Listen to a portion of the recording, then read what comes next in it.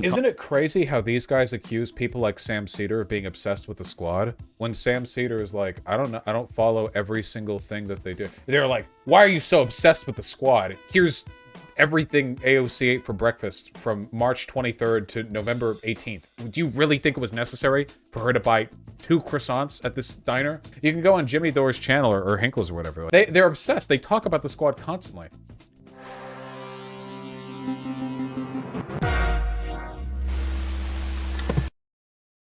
I'm sure there was some drama preceding this, and I can tell that there's some I don't know how you'd put it, some phenomenal memes to be drawn. I saw a little clip online, and I guess we'll wait to get to it when we get to it. But basically, Sam Seder debated electoral politics with a Jimmy Dore fan. I love that title. It's Hinkle or Himble, Jinkle Dinkle over here. He is a Jimmy Dore fan, isn't he? This is the guy who showed up on Infrared's debate with Destiny to flex. Literally flex, not like a cool kind of flex, but literally flex his arms. And then left. And then he said Infrared Rising.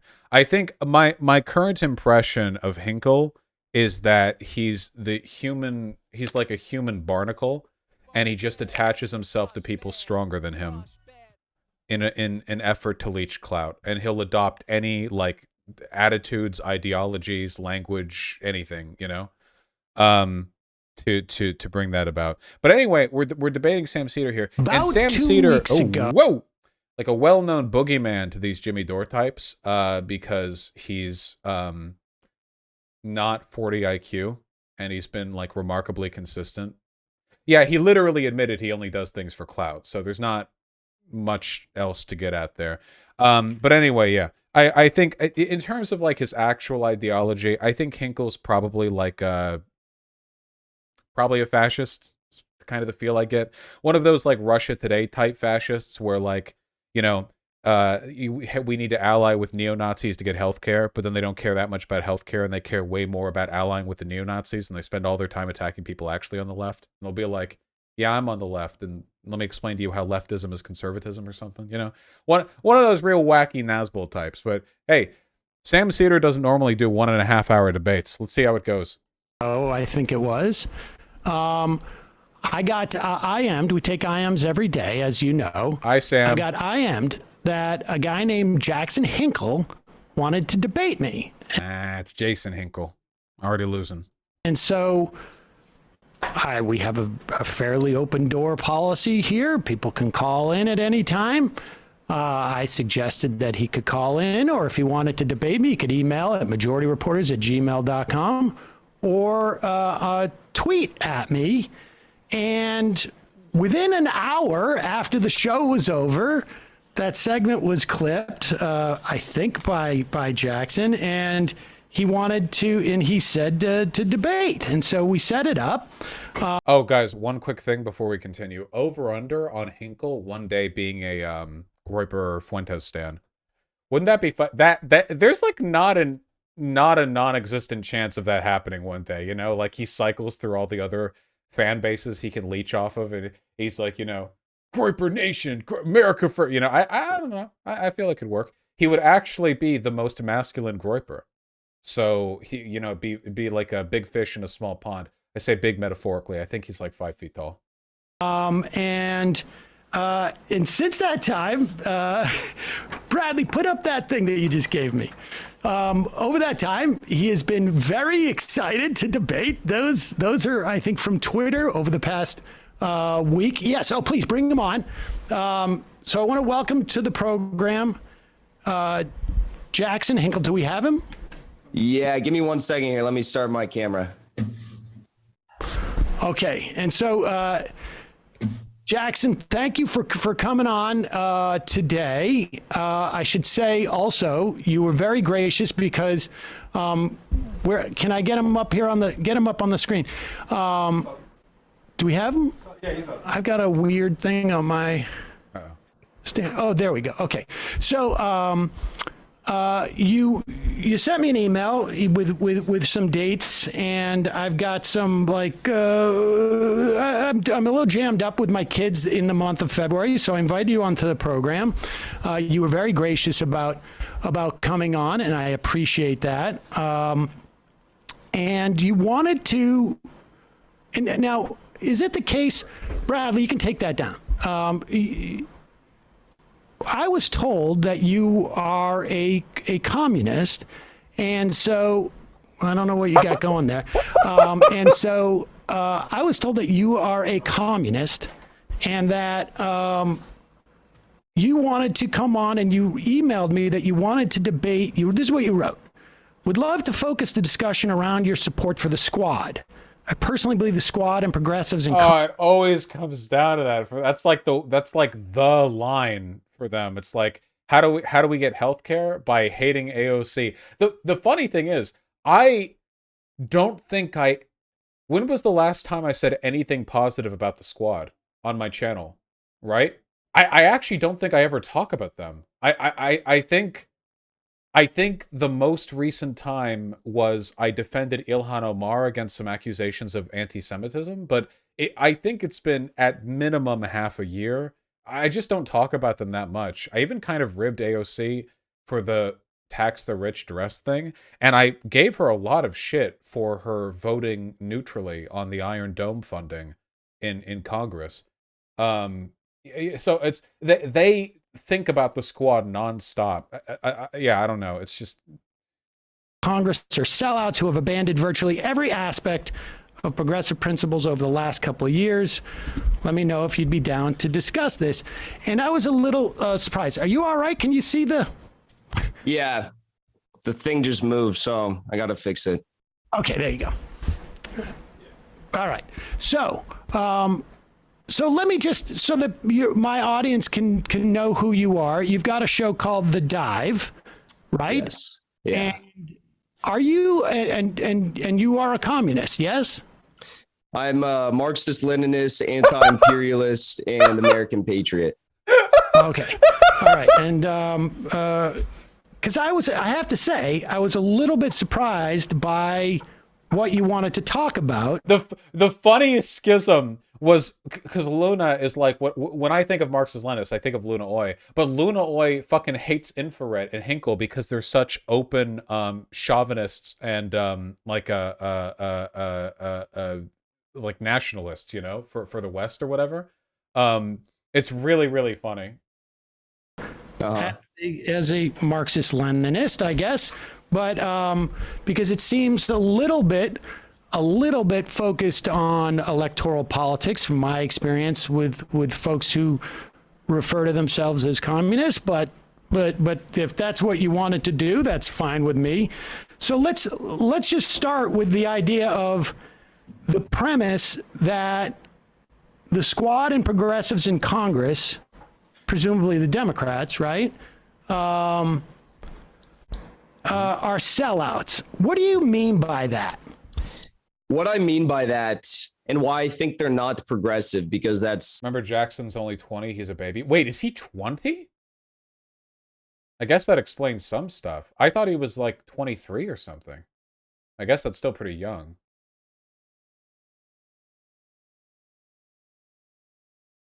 He's got kind of one of those, like, could be 20, could be 40 kind of faces. You know what I mean?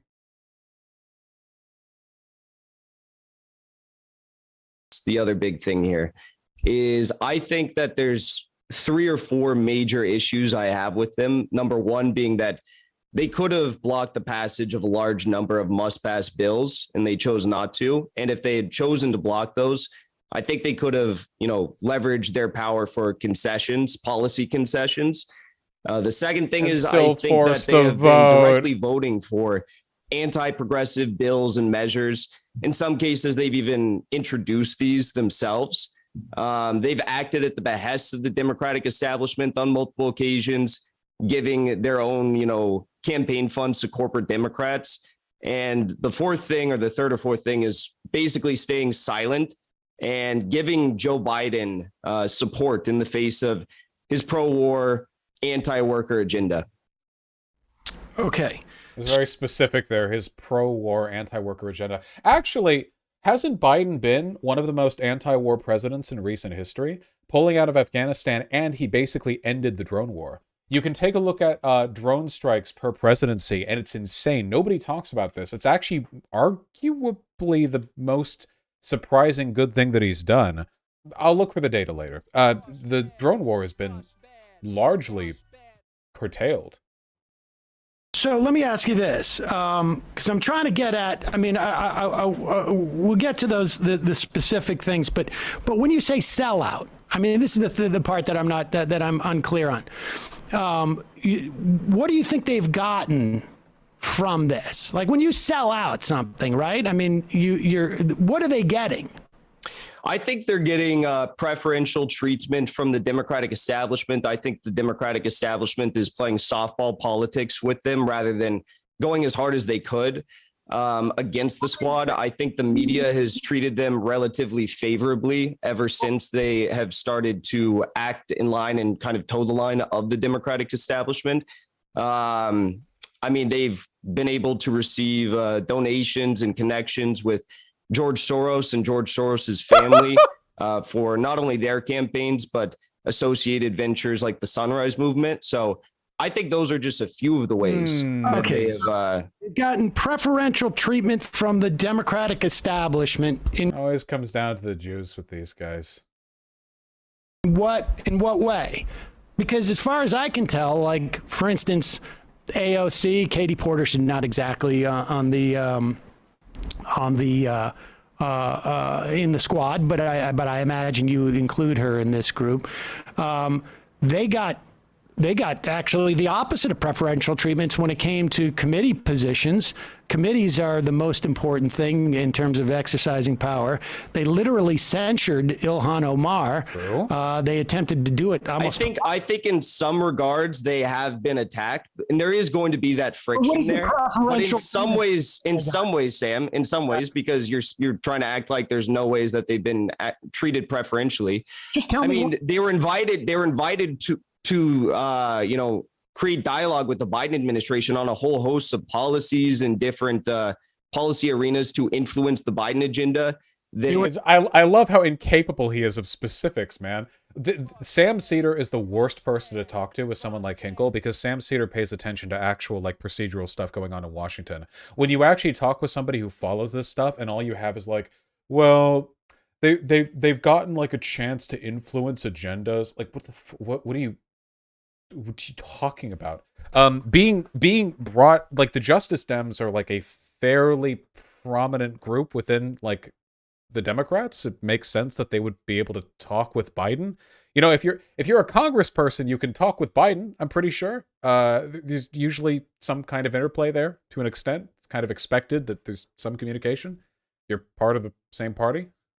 Although I don't think they've really done that, with the exception of maybe climate change. They've also, I mean, Ilhan Omar, for example, made whip of the. Why does the mic favor Hickle so much when this is being recorded from Sam's end? Congressional Progressive Caucus. We also have Ilhan Omar introducing bills that have already passed the House, thanks in part to Nancy Pelosi's support. So there's a lot of ways in which they have received preferential treatment, but what I want to get at is what they have supported. Let me just, let's just have a dialogue here. You say they get preferential treatment. I'm trying to figure out what it is that they're sold out for. Like, what did they get paid in? And you said preferential treatment from the establishment.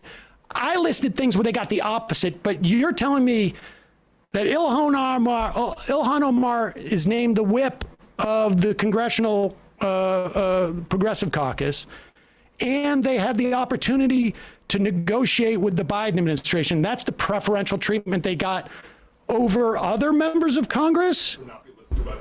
Well, I mean, the de facto position for progressives would be for the Democratic establishment to roast them at the stake every single opportunity they get. Because why would that be the default position? Why would it be politically advantageous for the Democratic establishment to ostracize voters by performatively excising their more progressive elements. The standard thing they would do is hear out the concerns of the progressives and then ignore them. That is the most advantageous thing for them to do without changing their policies. Why would they like vocally trash them in a way which almost guarantees fewer far left people are going to vote Democrat next year? Because they're there to directly, supposedly, challenge the Democratic establishment, replace them with people who align with, whatever the squad is, the Justice Democrats were supposed to be. So, yes, I mean, that is the goal here. And it would make sense that the Democratic establishment should be trying to go as hard as they can against them at every single chance they get. And they haven't done that. They've given them preferential treatment to what you would expect from a group of individuals who are supposed to be unseating them. So you're saying that the Biden administration actually conceded on all of those things, as opposed to, I mean, I don't know what you mean by roasting. I don't think they conceded. I don't want to focus too long on this because this isn't the crux of the argument. The crux of the argument, what I emailed you, was about your support for the squad when I think that they are not progressive. Okay. But yes, the Biden administration. I'm just trying to. But listen, we're just going back and forth. I have no idea why Sam's mic. They're in a Zoom call, right? This format looks like a Zoom call. This is being recorded locally from. I have no idea. Zoom is trash. Yeah, but I've been on Zoom. I don't normally think you guys have seen plenty of stuff recorded from Zoom calls on my end. Like it doesn't normally. Well, I guess I normally record locally. Oh man, do they not record this locally? They're recording directly from Zoom, not from the audio that Sam is getting. Oh, no. Okay, we need to talk to Sam Seder just so we can tell him, like, you can record this locally. He's streaming through OBS, right? Or some similar program. There's no reason to pull this directly off of Zoom. Here.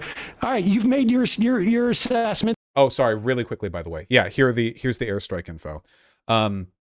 Going from 2020, the last year of Trump's presidency, to 2021, you had about half the Afghanistan drone strikes, which kind of makes sense given the tumult of our pullout. Iraq dropped to 1/4, and then Somalia and Yemen dropped to like negligible, like a huge decrease relative to what stuff was previously. Far fewer civilians killed as well. Declared U.S. drone strikes per year. We have like the lowest number since 2004, when drone strikes were barely even. Or just strikes in general, I guess, declared U.S. strikes. Anyway, yeah, just an interesting thing that, just worth noting. That they're getting preferential treatment because they're not being roasted by the establishment. And then you're saying that they're getting money from George Soros? Yes. In the form of giving it to the Sunrise Movement? No, Ilhan Omar received direct contributions. How much from George Soros? She received, let me pull it up here. She received between George Soros, Andrea Soros, and Alex Soros, she received $2,700, $5,600 in 2020, and then in 2018, $2,700 respectively. Okay. All right. 27, dude. She can almost afford one NVIDIA GeForce 3090. She can almost afford one GPU for her gamer fucking rig. Oh my god. From Soros, dude. The billionaire. Damn. That's like, I didn't know the Soros, boost was equivalent to like one really like good TTS stream or something. Jesus Christ. I didn't realize she had received $2,700 in multiple years, and so you're contending that they sold out for over $2,700 from George Soros. No, if you listen to anything I just said, I named numerous examples in which the squad has been given preferential treatment. To just select that one in particular is very disingenuous. No, well, you said Soros. I was just asking in terms of the Soros part. You said Soros was number 4, I think. I mean, there's more I could go on to list, but again, what I want to talk about here, and what you I said this in GC, but like this is like attempting to prove the Jewish question by proving beyond a shadow of a doubt that one Jewish guy voted for Barack Obama in 2008. Like you've got the biggest conspiracy you're trying to prove. Soros is preferentially favoring the Squad because they're not actually opposing the interests of the corporate Dems, and that is like, well, he donated like 4 PS5s worth of money. 4 PS5s before the scalpers get to them, you know? you seem to not want to talk about, and I can assume why, is your continued support for the Squad, who is going along with the Democratic establishment on all these votes they could be blocking to get concessions in return. And in some cases, they're actually directly supporting anti-progressive measures and bills. Okay, and there is no doubt that they have taken votes that I agree that I would disagree with in some instances. A few or a lot? I mean, a few. How many is a few? I'm just curious. I don't have a list of how many votes I don't appreciate that they've taken. Well, I mean, don't you think there's I just want to nail you down on this, because don't you think there's a difference between, like, say a few... Nailing Sam. Listen, Sam, you've been very vague and very non-committal in this conversation thus far. It's getting tired of it, Sam. Got to nail you. I'm sorry. If it feels like I'm lacking like meaningful, substantive political commentary, it's mostly because like Sam's good at what he does and Jason's a clown. So like, you know, just have fun with it. It's all good. Is 2 to 3. Don't you think there's a difference between 2 to 3 bad votes and say like 15 or 20 bad votes? How many votes did they take in total? And I'll tell you that I would imagine there's probably 25 to 30% of their votes that I would have a problem with off the top of my head. I would imagine for consequential policy items, there was probably roughly like 60 to 100 consequential policy items that were voted on in this session. Isn't it crazy how these guys accuse people like Sam Seder of being obsessed with the Squad? When Sam Seder is like, I don't know, I don't follow every single thing that they do. They're like, okay, well, you support them in spite. Why are you so obsessed with the Squad? Here's everything AOC ate for breakfast from March 23rd to November 18th. Do you really think it was necessary for her to buy 2 croissants at this diner? Like, it's, you know? They're obsessed. They talk about the Squad constantly. You can go on Jimmy Dore's channel or Hickles or whatever. Like, they talk about it, the Squad, I mean, non-stop, you know? I barely even think of them. I think it's nice to have people in government who are left-leaning relative to, like, the average Democratic congressman. Maybe every once in a while they'll do, like, a cool thing, but they're not the vector for saving America. They're just like a nice, positive addition. They're just like a preferable alternative to a more conservative, you know? The argument they make is that, like, the Justice Dems provide a false hope by faking being progressives, but that's only really an issue. It's not, I don't think it's true, but if it was true, it's only really an issue if you hyperfixate on the Squad and think of them as, like, the only nexus of activism from the left in America, which I don't think people do. I don't think they do. Congress 2021 so far. There's obviously a lot of procedural and House rules votes that get voted on every single session of Congress. So far, there's been over 400 votes in this session of Congress, but a lot of those, again, are just on amendments to bills that are eventually voted on or just procedural votes. Okay. So you're saying that maybe 20 to 30 out of 60 are bad votes? 30%. I don't know. I mean, well, you just said 20 to 30 votes out of potentially 60 to 100 were bad. So is that something that you would necessarily support? I mean, I just don't really understand. Why don't you criticize the Squad on all of these things? I've heard you criticize them like once and every so often, but you don't criticize them on all of these bad votes. And I don't understand how you... He said 20 to 30%. This is like my nightmare conversation, because I feel like this would be the point where I'd have no choice but to just make fun of him. Like, what else are you supposed to do at this point? Like, are you aware that the Squad voted for things you don't like? Okay. Well, why don't you condemn them? I don't know, like, I guess it's bad if they do bad things. Why don't you condemn them more? Like, I don't know, dude. I guess I talk about other things sometimes. You plan to hold them accountable if you're not criticizing them. Well, I mean, I do. I mean, I don't know if you watch every one of our shows. Did you criticize them? Did you criticize them when AOC funneled $160,000 to DCCC corporate Democrats after promising not to? Actually, first of all, I actually didn't criticize that. Yeah, I was cool with that. AOC's campaign, I think, had extra money at the end of their stuff. And they moved the money to support the campaigns of non-justice Dems who are running in close elections against Republicans, because having a centrist Democrat is better than having a Republican. I'm okay with that. I mean, seems better than just, like, I don't know, burning the money. Yeah, seems fine, you know. Actually, I'll tell you why. Because I think part of the strategy in which they deployed, and she said, we should say that she did these in incremental ones, right? There was like 2,000s a pop, if I'm not mistaken, right? They were 5,000. Okay, 5,000. I think there's value in doing that, because I think that what politicians should do, broadly speaking, is go in and try and get legislation that is positive passed. And so if what positive legislation have they gotten passed by donating to those DCCC candidates? Well, the Build Back Better bill passed in the House. Did it pass in the Senate? No, but she didn't give to senators. So what legislation has the squad voted for, and it's also passed in the Senate, that you think is good and directly a result of them donating 5,000? It's like every attempt he has just falls through. Also, like, with the exception of outliers like Manchin and Cinema, like, I think if you take a look at the Build Back Better voting pattern in the Senate, it's pretty clear that having moderate Democrats is still way better than having Republicans in the Senate, right? Like, I think that's pretty obvious, you know?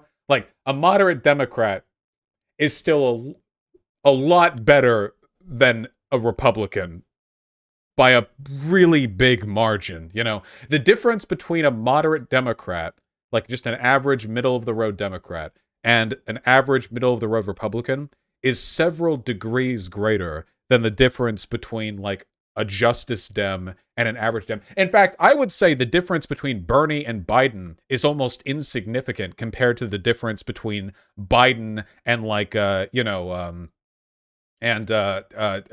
like Cruz or something, you know? The Republican and Democrat parties are, like, miles, like so far apart. Like Republicans won't vote for anything Democrats try to put through, at least in the Senate, because it's such, like, a tight run. $1 to DCCC candidates. Don't you also think? Wait, Sam. Don't you also think that given that AOC specifically said that she was not going to donate to them, that's a problem, that she then went out and donated to them? And this is before that. I think people could take issue with that. And this is before there's even a Democratic primary. So there was going to be progressive challengers like Ava Patsova in Arizona's first district. Listen, I think people could take issue with that. So why did you not? We did talk about it. You just told me you didn't talk about it a minute ago. No, he didn't. Sam said that he thinks it's okay to give the money to those congressmen. Oh, yes, you did. I didn't spend as much time emphasizing it apparently as you want me to, but I've just you just told me a minute ago you didn't talk about it. What do you think about the fact that they voted to subsidize Cobra premiums for 6 months? I, in fact, talked about it with AOC, and I said that was garbage, and she said it was garbage. So you talked about it before she did it or after she did it? After she did it, she came on the show, and I literally said that was a garbage vote, and she said, yes, it's garbage. So did you press her as to why? I'm just curious. It's like nothing's enough. Like, well, yeah, sure. Did I press her to why? Yeah, I did. Okay. Well, did you tell her she's like a stupid bitch? And Sam's like, yeah, I did actually. And Hickles like, okay, sure, fine. Well, did you call her like a slur, or did you like dox her on the, or did you threaten her? Did you? Yeah, like, yeah. And Sam's like, no. And Jason's like, well, you should go back and watch it. What about when she voted to sanction move on. Just Myanmar, Cambodia, move to the next and one. supported sanctions on Cuba, Venezuela, a handful of other countries she voted to sanction, and basically the entire global South. Yeah, I'm against sanctioning in the case of Venezuela. Okay. What about when she refused to speak out against Biden's airstrikes in Syria, Afghanistan, Somalia, or Iraq, many of which killed civilians? I don't remember. Wait. He wants Sam to speak out against AOC, not speaking out against any one of the dozens of listed airstrikes. Wait. How many layers in are we? You know, how do you feel about the fact that AOC has never officially condemned the Holocaust? Sam, your thoughts? If I said anything about AOC not... You didn't. I was watching your show at the time. I actually watch a lot of your show, but usually to criticize you. What about when she voted to increase the Capitol Police and security budget to a $1.9 billion I didn't increase? take issue with her specifically, but I said that vote was wrong. So I don't really care. okay, Sam, there's one more thing I want to say here, because this kind of ties the whole argument together. By the way, like just in case any people who are watching this are maybe a bit hesitant at the way in which I'm making fun of Hinkle, the issue is that the argument that he's making here is a non-starter because it could devastate him. Because Hinkle doesn't criticize the Republicans. If he's actually on the left, Republicans do worse things than Democrats, like very measurably. But if you condemn people every time they don't condemn a thing, first of all, nobody condemns every bad thing that happens. That's not how we work. But also, like, you could like go to anyone, like, hey, like random political channel, I notice you haven't talked about this issue. Why do you refuse to call them out? This is the political rhetoric of, I think the medical term is losers and virgins.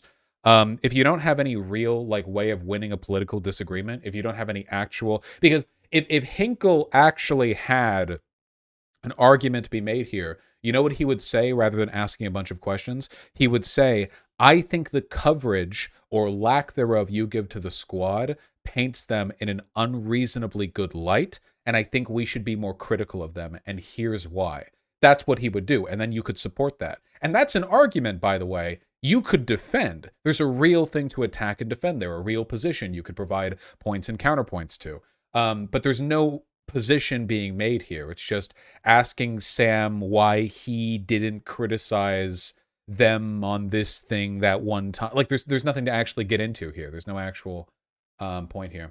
Jinkle is wrong. AOC signed a letter condemning Biden's drone strikes. Yeah, the last time we saw Jinkle, he was talking with I think Dylan or something. Was it Dylan? I think. And he said that Ilhan Omar like added like funding to a bill that was bad, and it turns out that it wasn't. It was added by another person, and Ilhan Omar had nothing to do with it. If you look at the details over stuff like this, like you'll find they're lying about a lot of it. So it's not as though they have a very broad and specific base of knowledge on this stuff. It's just there's not really a position that's being argued here, you know? It's like a...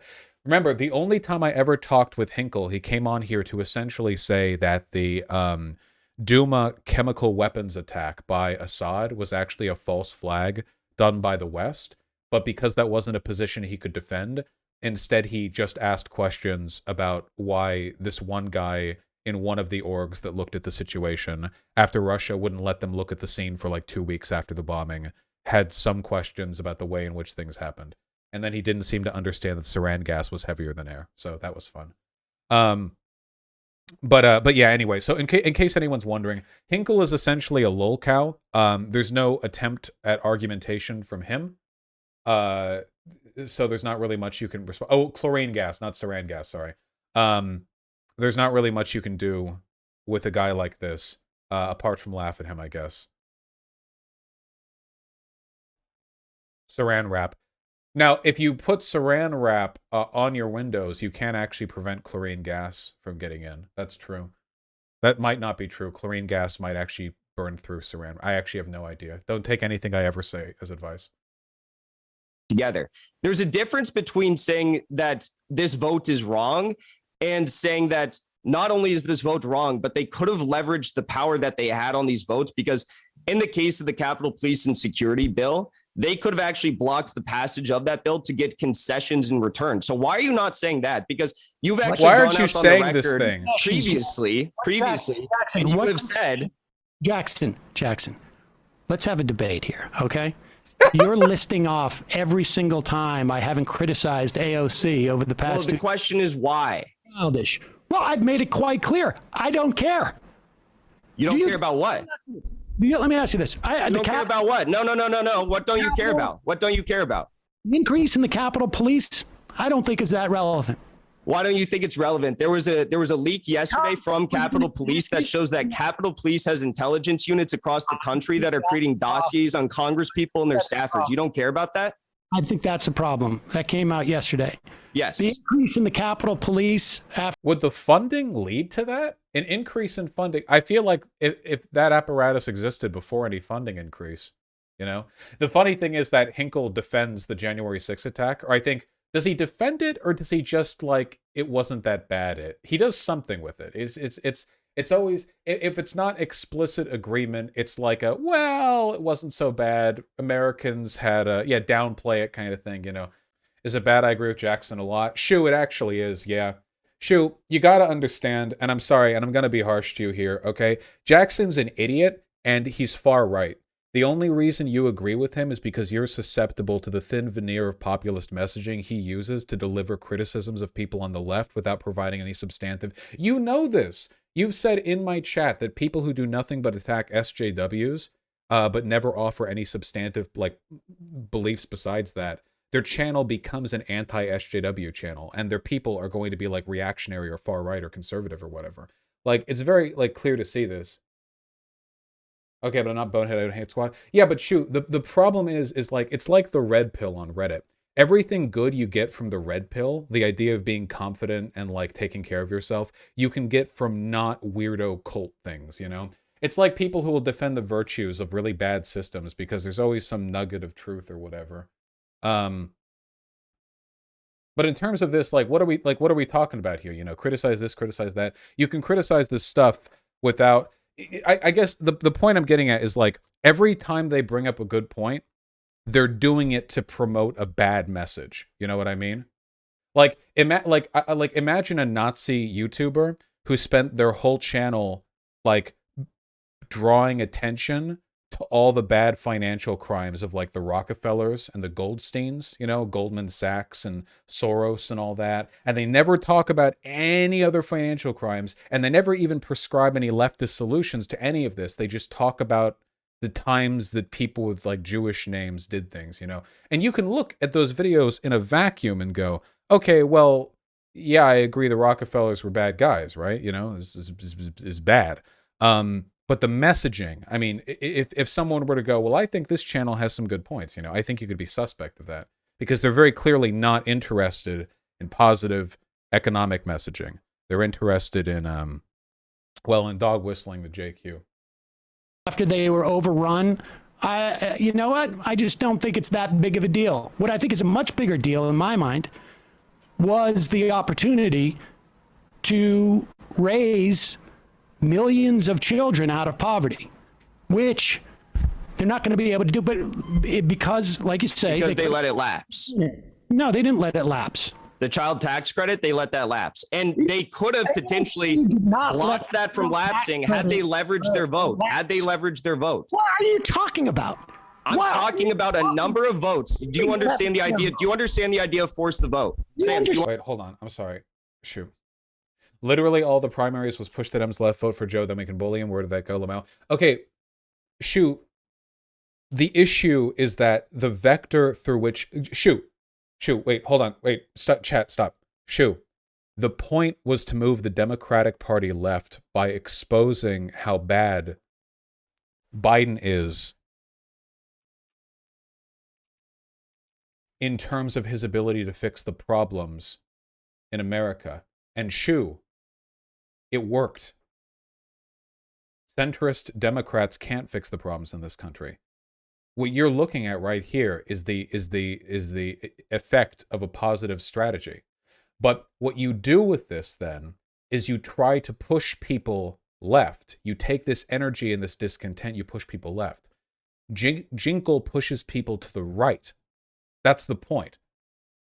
He doesn't criticize the institutions in a way which suggests we need something more than or better than the Democrats as they stand. He exclusively attacks the squad as part of, or as an apparatus of, centrist Dems, leaving the actual solution up in the air. But then you add in all the extra stuff. We have to work with the right-wing people, you know. The right-wing people have some good points in January 6th, you know. Yeah, maybe the election was stolen by Biden, whatever. The whole point of this process is to move people to the left. But if the way in which you're expelling these criticisms moves people to the right, then you're doing the opposite of the point. The point isn't to attack the Democrats. That's only the method through which you get to the point, which is to move people left. Who on the left is doing the Jinxle thing in a good way? Shoo, there's no political point in attacking the squad right now. There are plenty of people on the left who are attacking Biden, but there's no point in doing it to the squad. The squad are the most left-leaning representation in government right now. The only reason you would do that is for virtue signaling. Like, oh wow, I'm so left that even I don't like the squad. You know, like, but there's no point to doing that. In terms of attacking Joe Biden, that comes out of the left all the time. But nobody hyperfixates on it the way the Jimmy Dore types do, because the Jimmy Dore types are right-wing. So like they would do so to the exclusion of criticizing other institutions. That's why Jimmy Dore gets like led on you know, Tucker Carlson bits or whatever. No, fine. No, it's fine, Show. I'm only saying, like, there's not really much of a political point in attacking the squad in terms of moving people leftward. There's a point in attacking Joe Biden. It seems like it's working. I mean, the disapproval rating. You understand the idea of force the vote? No, I don't. But let's just stay. What do you mean you don't understand the idea of force the vote? I don't understand. Do you think AOC is better than Joe Manchin? You don't understand the idea of force the vote? Do you think AOC is better than Joe Manchin? Let's stay with your original thing that you wanted to debate. Then we can get to... Is that what I wanted to debate? Did I email you about that? Would love to focus the discussion around your support for the squad. I personally believe the squad and progressives in Congress are sellouts who have abandoned virtually every aspect of progressive principles over the last couple of years. So where in that did I say that AOC is worse than Joe Manchin? I'm just curious. I'm asking you, I'm trying to explore if they have sold out every aspect of progressive principles, and if you think Joe Manchin and AOC are essentially the same. Yeah, sure. It's just the main concern is that, like, if the goal, we have to be ends oriented here, right? Like in terms of what outcome we want. Criticizing Biden, the Dems, whatever, it's just a means to an end, which is of course to move people left and their parties respectively. But with regards to the criticisms, you know, the concern is that so often, you know, people, they want criticisms of AOC or of Biden or whatever, but they're not getting as much as they want, so they turn towards the right, because the right will make criticisms of these groups. And that's why you have these Jimmy Dore types who are like, oh, you know, I'm not right-leaning, but Tucker Carlson is more authentic, you know? Or like Sagar and Jetty, you know, he's more authentic. You get what I mean, right? Like, but it's not authentic. Like, you don't attack people on the left for the sake of it. You move people to the left. The squad just hasn't done that much recently, I don't think. In like as a vector for praise or for attack, which is why I don't talk about them that much. But there are people who criticize Biden all the time. All right, okay, focusing. Again, I did not say that. I didn't say you said that. That's why I'm asking you. You're creating a fake argument. Of course, no, I don't think AOC is the same. Anything. I'm asking you a question. Well, no, you said that I said that, and that's what I initially came to debate. That's not true. When did he say that Jason said that? What? But no, of course, I don't think, of course, Sam. Of course, I don't think that AOC is the same as Joe Manchin. Like, you think I'm insane or something? Of course, I don't think they're the same. I have some questions. So I have some questions about you, too. AOC is a better legislator, is more progressive than Joe Manchin?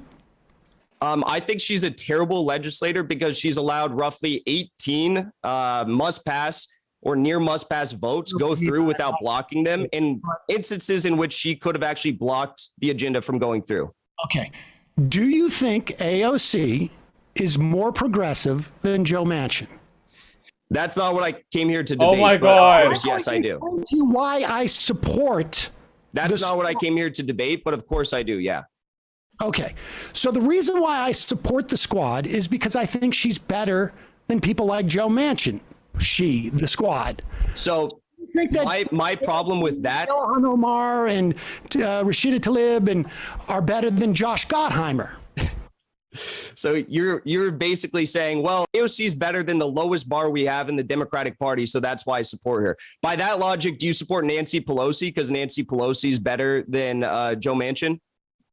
You know what? I don't. Well, wait. So again, always lesser evilism. Yes, if there were two choices and it was Pelosi and Joe Manchin, then Pelosi is preferable. If there were three choices and it was AOC, Pelosi, and Joe Manchin, then AOC is preferable. If there were four choices, Vladimir Lenin, AOC, Pelosi, and then Manchin, I would still support AOC because I'm still upset with what Lenin did to the anarchists. Okay. It's always, everything is always relative. We live in the world that we live in, not we live in the world that we live in, not in the world we want to live in. And in the world that we live in, we don't have like a cream of the crop when it comes to political representation from the left. So like in the environment we're in, like why would I waste my time criticizing the people who are the best of that group? You know what I mean? It makes no sense to me logistically. Like you have several hundred Democratic legislators at the federal level, and some of them are very bad, and most of them are bad, and some of them are like fine bad. Maybe some are okay. It's like why would I fixate on the worst? Support Nancy Pelosi because really? But she's better than Joe Manchin, so why don't you support her? Because she's not the best that we have in the Congress. So let's take a look at the best we have in the Congress. The best we have in the Congress are, according to your logic, the best we have in the Congress right now is the squad, right? And the most progressive, I'm putting that in quotes, members of the Congressional Progressive Caucus. Yes, exactly. So given the fact that this group of individuals, the squad, campaigned on fighting for a set agenda, and they have not fought for that agenda, and they have abandoned every single opportunity that they could have blocked must-pass bills through, or must-pass votes like the speakership vote during... It's always force the vote. It's been more than a year. And it's still force the vote. Force the vote is their, like, Syria thing. It's a meaningless issue they were wrong on, that they have delusionally convinced their audience into believing they were right, and therefore anyone who doesn't agree with them on it, even though it's long past being relevant, is still wrong in retrospect. The more honest advocates for force the vote admitted, like, force the vote wouldn't have done anything at all. Like, even they acknowledged that. Like, hey, we won't vote for Pelosi for speakership unless we vote to see if we can do Medicare for all. And then, like, Medicare for all wouldn't pass because we don't have the numbers for it. And then, like, what happens? I think force the vote would have been actively harmful. The force the vote saga. They have chosen to pass the Democratic agenda instead of actually forcing through their agenda and getting small or large concessions in return. Okay. So like, why didn't you support force the vote? Oh my God. I'll talk to you about force the vote, but let's just stay on the topic that you wanted, and then I'll talk about force the vote. The reason why I support the most progressive member... It's gonna be like 2063, dude. I'm gonna be like an old, like, I'm gonna be like middle-aged or whatever, I guess. 2063. I'll be an old guy. And there will still be like this core contingent of YouTubers who will be screeching about force the vote. Like, whatever the future of YouTube is, Oh God, they'll never stop. They'll never stop. Members of the Democratic Party is because they're the most progressive members of the Democratic Party. Now, if you want to have a conversation that you think people should be voting for a third party instead of Democrats, I'll have that conversation too. But why wouldn't, and unless you do want to have that conversation, why wouldn't I support the most progressive members of the Democratic Party, even if they are subpar to where I want them to be? I think that you need to hold them accountable, which is, I was a supporter of AOC. I donated to her. I bought her little merchandise stuff. And even during Force the Vote, even during Force the Vote, I would always say, I hope she proves me wrong. I hope she fights for this agenda that I care about. And she never did, and the squad never did. And they have chosen to vote for the party line every single time and not fight for their agenda. You feel scorned by them, but you still think they're the most progressive members of Congress, correct? That's not a high bar. I hold them to what they. No, Sam, listen. Don't interrupt. I was about to answer your question and you interrupted me. I was about to answer your question and you interrupted me. Okay. I hold them to the bar that they ran on while, campaigning for Congress. That bar is saying stuff like, I'm going to fight for Medicare for all. This is what happens when you have no consequentialism, by the way. Hey, we should do the political actions that lead to the greatest possibility of the most good.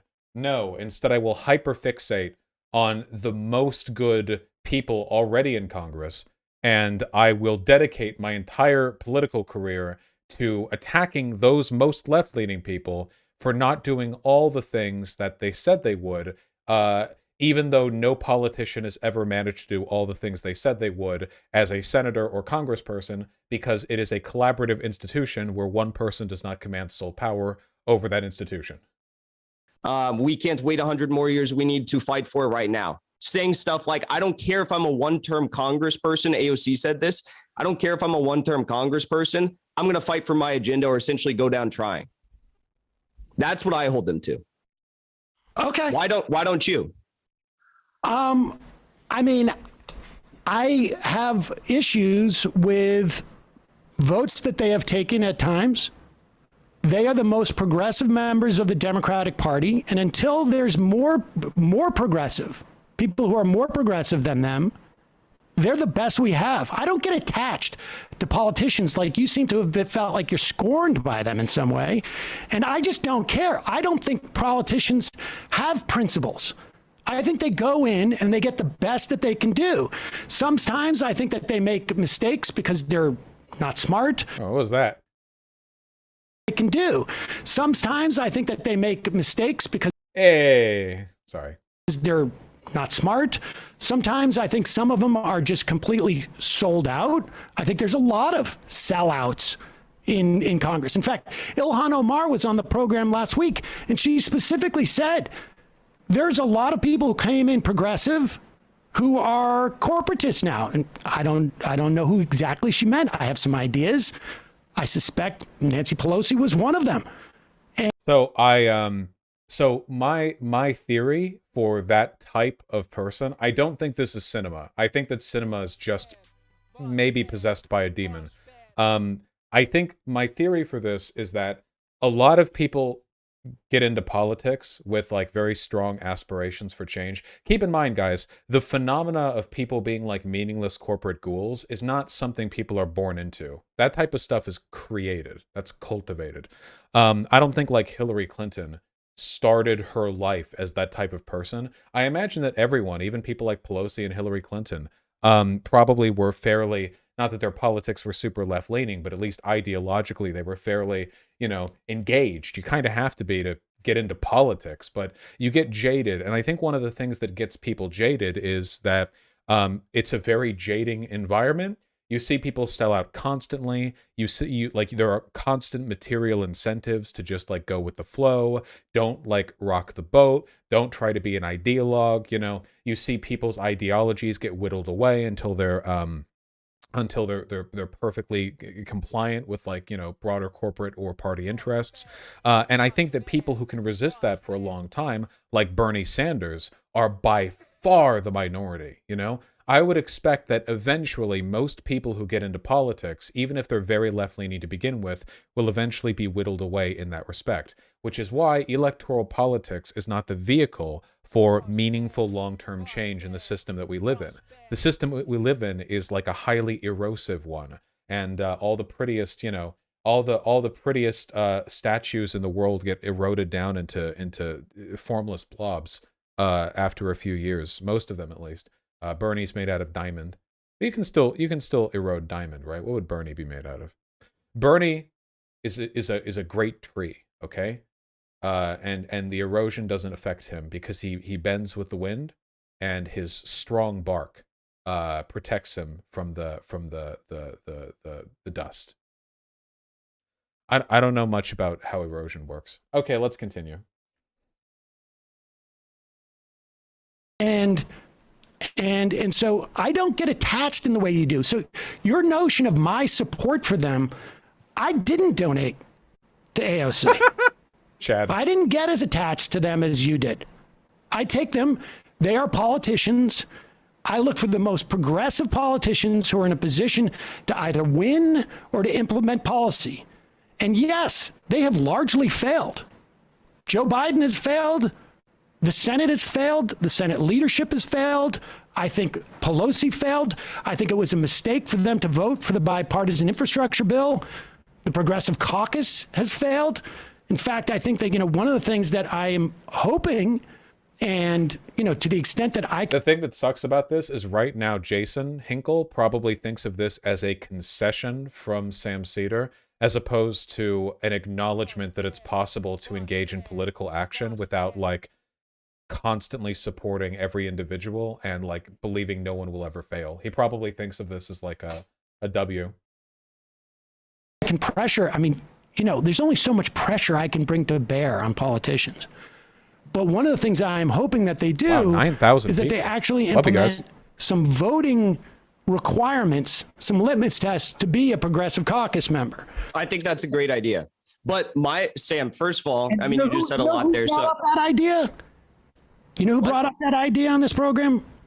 I have brought up that you've brought that idea up on this program. I brought it up on my program as well. I know you've said that Up on this program. You said it during your first Force the Vote video, actually. You said that maybe it's time that we tell members of the CPC that they should have to support a vote on Medicare for all on the House floor if they want to be a part of it. I think that's a great idea. I just wish you would continue holding them accountable like you did then. Anyways, but you said that I'm too... How did I hold them accountable then? Sam, I just let you talk for so long. How did I hold them accountable then?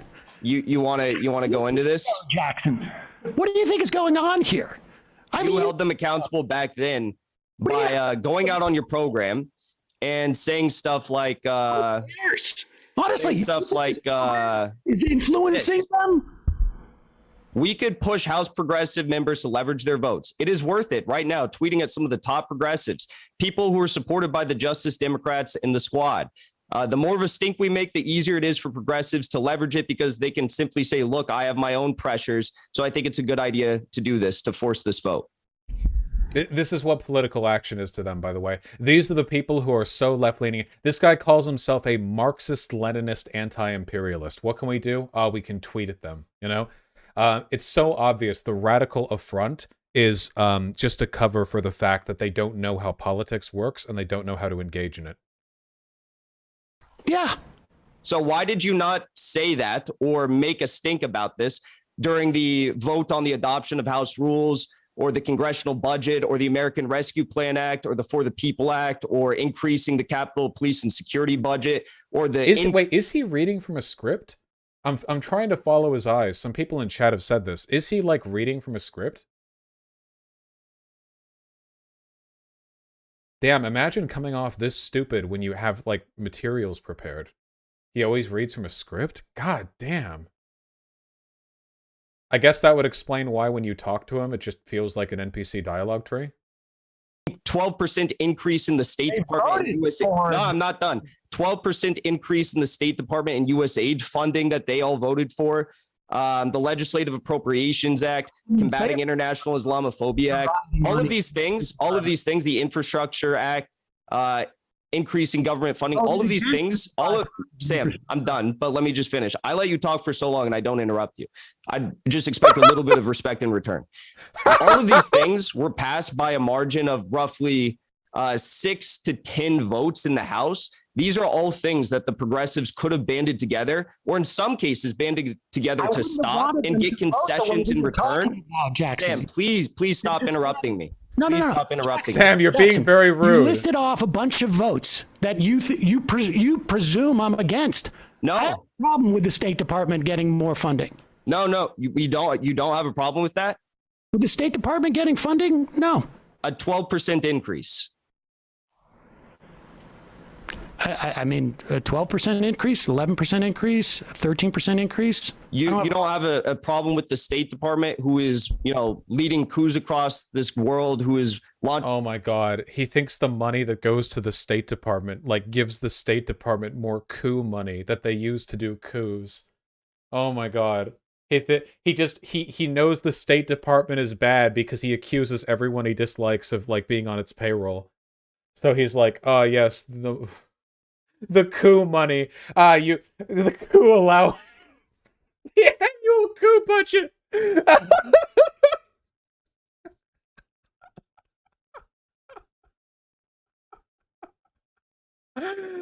Oh my fucking God, dude. This is like watching somebody who just read the intro paragraph to a Wikipedia article debating a fucking, like, PhD in astrophysics on like black holes or something. He's like, so, oh my God. Okay, so in case, speaking of Wikipedia, just in case anybody's wondering why this is really, really dumb. So the State Department is the Department of State that manages our foreign affairs. Giving them money, this is not where the coup budget comes from. It's just... God. I actually think the State Department, because it's responsible for setting a lot of, like, foreign policy related stuff, definitely enables a lot of bad, but the actual money they spend mostly goes towards, like, diplomacy stuff, right? Like like, I don't think the State Department runs through that much money. It's mostly, like, running embassies, like diplomats, that kind of stuff, passports. Yeah. It's I think it's pretty standard, like, managerial stuff. Not doing well in their FOIA requests. Earned an F by scoring only 37 out of a possible 100 points, unchanged. The State Department score was dismal due to its extremely low processing score of 23%, which was completely out of line with any other agency's performance. Not surprising to me that the arbiter of our foreign policy might be a little bit resistant to transparency. I don't think that's a problem that has anything to do with their budget, though, you know? Like, to put it another way, if the State Department got, like, $500 every year, I feel like it would just be one guy in an office, and he would write, like, invade Venezuela on a Post-it note with a Sharpie and, like, send it to the president or something, and that would be where the money went to, you know? I think the bad things come from the whole United States foreign policy thing, and not from the State Department having a lot of money thing. You know? Launching hybrid warfare through the National Endowment for Democracy in countries all across this world, like Venezuela, like you just mentioned, that you said you had a problem with warmongering and sanctions on Venezuela. You don't have a problem with the 12% increase to the State Department when they could be getting concessions for progressive policies in return? What concession? Any concession. I really want to hear what Jason thinks the State Department spends its money on. Do you know how closely that State Department vote passed? Do you even know the vote? No. It was 217 to 212. AOC, Tlaib, and Bush voted no.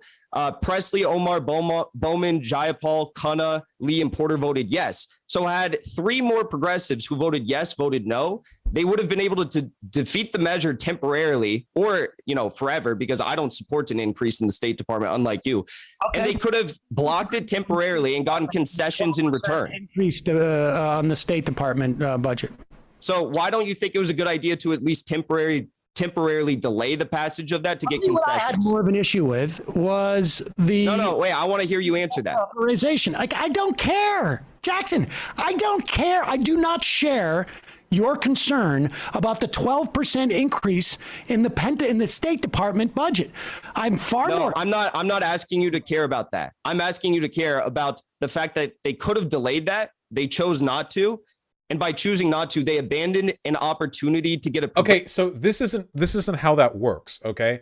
could have, so there, he's saying like they could have delayed it, like by voting against it, they could have like cycled it through even more. I'm pretty sure oftentimes when things make it through vote, it's because you vote yes after the concessions you've asked for have been made. You vote as individuals or as a block to try to get concessions made or to negotiate up or down certain terms, and after that's done, you vote in. It's possible that what got passed was the like amended version that they would have agreed with. Like his way of approaching this just, it completely ignores the way our political system actually works, because it's not about political outcomes at all. He would not care. He wouldn't even be talking about this if it was like only a Republican had voted for a thing and like some moderate Dems and like the Justice Dems like all voted no in it or whatever. He doesn't care about the policy itself. He only cares about it in relation to the Justice Dems. It's not about outcomes. It's about moral condemnation. A very performative process. Yeah, I don't know what like addendums or add-ons or would have been made for that bill exactly. I don't know, because I'm an actual leftist and I don't pay attention to every single fucking bill that gets passed. Well, neither does he, of course. He only pays attention to the ones he can use to attack, like the Justice Dems. Progressive concession in return. Why didn't you? Concession are you talking about?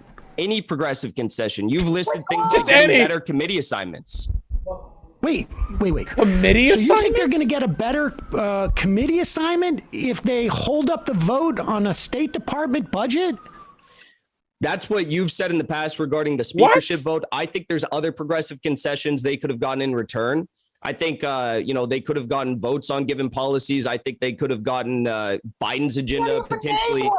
Dude, wait, why could? Hey, dude, they could have held up the vote. Why didn't they simply hold up the vote until the Democrats agreed to establish a Marxist-Leninist state?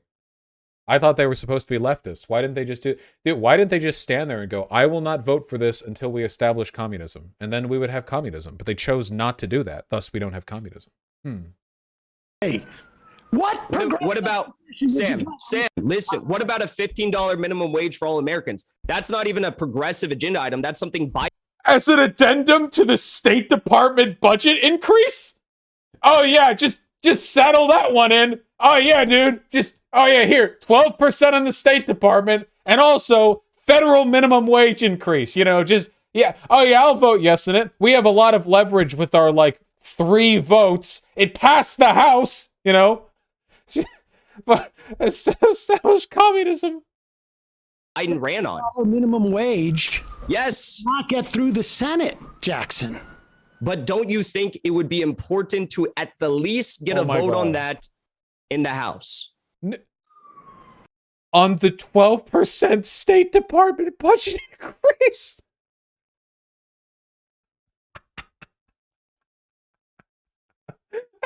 By the way, very, very clear again, he doesn't care about political outcomes, and he sure as shit doesn't care about working people getting a good, fair wage, okay? Because he's talking about the $15 an hour minimum wage as a literal virtue signal. Oh, it can't pass the Senate? Oh, there's no chance of it passing? Whatever. Like, yeah, like show it off. Like, yeah, do you like it or do you not, It has nothing to do with actually getting it out there. It has nothing to do with actually improving people's lives. It's all just a pH strip that he can use to determine whether or not a political candidate is worth his support. To my knowledge, the only political candidate that he would meaningfully support right now, I think, would be Tulsi Gabbard if she hadn't left, in spite of the fact that Tulsi Gabbard was to the right of the Justice Dems on a ton of issues. And it's because Tulsi Gabbard, like him, is a fake left-leaning person who masks their conservative agenda. I mean, I suppose. I think everybody has said they're for it. It's not going anywhere. So why don't you support the squad delaying these bills, all the ones I just listed that passed by a small margin of votes, smaller than the squad themselves? Things are not terribly relevant in the final analysis. I mean, what are the problems with, let's say, force the vote? And you wanted to talk about that, and you've quoted me from a video in which I initially talked about force the vote. Do we have that video? Play that video. Play a clip of that video, and I'm gonna tell you like what exactly what happened with force. You need to look at the video to remember what you said. It was a year ago, Jackson. Yeah. I guess your opinions have shifted a lot since then. Hickle can't even remember the conversation he's currently having. Like he'll like forget like the thing 30 seconds ago. Well, I've also done 300 shows since then. All right, here's the video. my only caveat about this is that I don't know how well it's going to do in a vote. I think it's going to get the majority of Democrats, I would imagine, if it was to take the vote taken. But it's also like, is that the best ask? Mm-hmm. Is it better ask? We want more progressives on this committee, or we want more progressives on that committee. But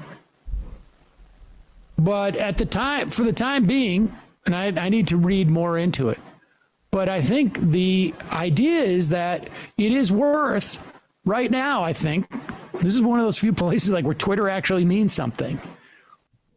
All right. So now, Jackson, let me tell you what happened after that. Can you hear me? My camera froze for some reason. You can hear me though? This is better. Yeah, we can hear you. Okay. So let me tell you what happened at that point. I was talking to some people, and nobody in a congressional thing, but activists on this, and people who are involved in Medicare for All were like, it's going to be bad. We're going to lose 300 plus. Yeah. So who here, chat? Who here doesn't know what force the vote is?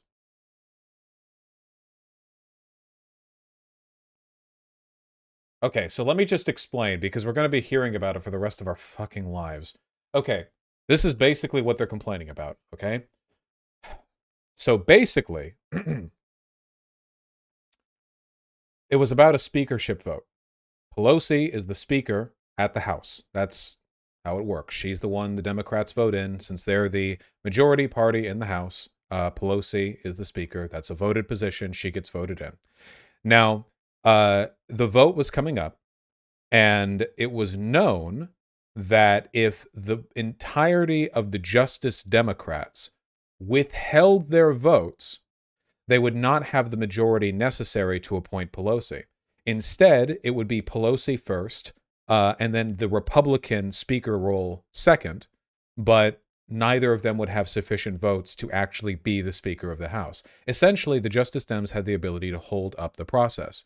And what forced the vote, so they're forcing this issue now, what forced the vote posited was that they should hold that up and then force people to vote on a Medicare for All bill in the House. So we'll vote for Pelosi as Speaker, but we need to get the Medicare for All vote. We need a bill on it so we can vote on it. And if you do that, then we'll vote for Pelosi. So the goal essentially was, oh, that's right. What was the goal? Because there was no chance of it passing. There was no chance of this changing anything. The more honest advocates for force the vote recognized that it was a kind of grandstanding, force the American people to confront the fact that all these centrist Democrat Congress people don't support Medicare for All, which is weird because it's already known that the average Democratic legislator doesn't support Medicare for All. Biden won. Like, we already know that. Their positions on these are on record. If you go by everyone's on-record position, we very clearly don't have the votes to pass the House, certainly not the Senate. It was a virtue signal. Now, people who were more honest back then, who advocated for force the vote, recognized that it was just that, a virtue signal. They wanted it as a way of forcing attention. Now, I think that would have been bad, because the attention it would have forced would have been that Medicare for All was unpopular. That would have been the outcome. Because the headlines would have been, Pelosi speakership role delayed, Justice Dems force Medicare for All vote crushed in House. I think that would have made us look pretty bad. But now in retrospect, because these are not honest actors, and force the vote was always just a way of Jimmy Dore types grifting attention, which is, there was so much funny stuff from back then. Like Jimmy Dore having a force the vote conference that extended beyond the last possible day force the vote could have happened, making clear it wasn't about advocacy and was just about attention. Or about him doing a town hall like Skype call where he left an open space for AOC just in case AOC wanted to drop by and join his YouTuber hangout sesh. And then when she didn't show up, surprise, he screamed and said that she had forgotten about the average American. He's like screaming, like red-faced. People in the call were uncomfortable, but, you know, really funny stuff. Anyway, because these are dishonest actors, now in retrospect, they pretend that force the vote would have been a way of actually getting Medicare for all. It wouldn't have been. It mathematically could not have been. I think it would have been harmful to progressives in Congress, in fact, because it would have been seen as them stalling and holding things up during the transition period between Biden and Trump, you know, nationwide, for a meaningless, like, optical, like, virtue signal flex. I'm glad that it didn't go through, you know? But they will now pretend this was, like, the chance the squad had to give us Medicare for all, and they failed. It's just not true. It's a lie. It's just a lie. Jackson has literally admitted the force the vote was a failure. Hold on. Negating this force the vote a year later. It was a failed. It's a failure, Andrea. It's a failure. Force the vote, sure, was a failure. It was a failed It's strategy. not a year later, Sam. There again, I listed 18 different times throughout just 2021 in which they could have, as you put it, leveraged their power on given votes by blocking the passage of them. That's force the vote. Sure, Andrea, it's a failure. Force the vote, sure, was a failure. This is very out of context. It's hard to tell what that actually means. I mean, it doesn't matter. He's wrong either way, you know. To 100. It's going to be bad for Medicare for all. And I was like, well, at this point, it's quite clear that the campaign for force the vote had already basically taken off. And at that point, do we just lose him? No, I'm still here. My camera just went out. Oh, I don't know what happened. Is that on your end? Because I could actually see me in your camera. Yeah, no, it must be his. It's on my end. Anyways, all right. So, and at that point, I realized, like, okay, well, I'm not going to stay in the way of this thing because let 1,000 flowers bloom was my feeling. It was a dumb ask to have a vote. I'm now watching myself 4 times 4. It was a dumb ask, in my opinion, to have a vote for something that was going to lose. And I think that we definitely saw the failure, even if it had won. I think it would, you know, and it wouldn't have gone anywhere in the Senate, but for it to lose so badly would have been a dumb thing to do.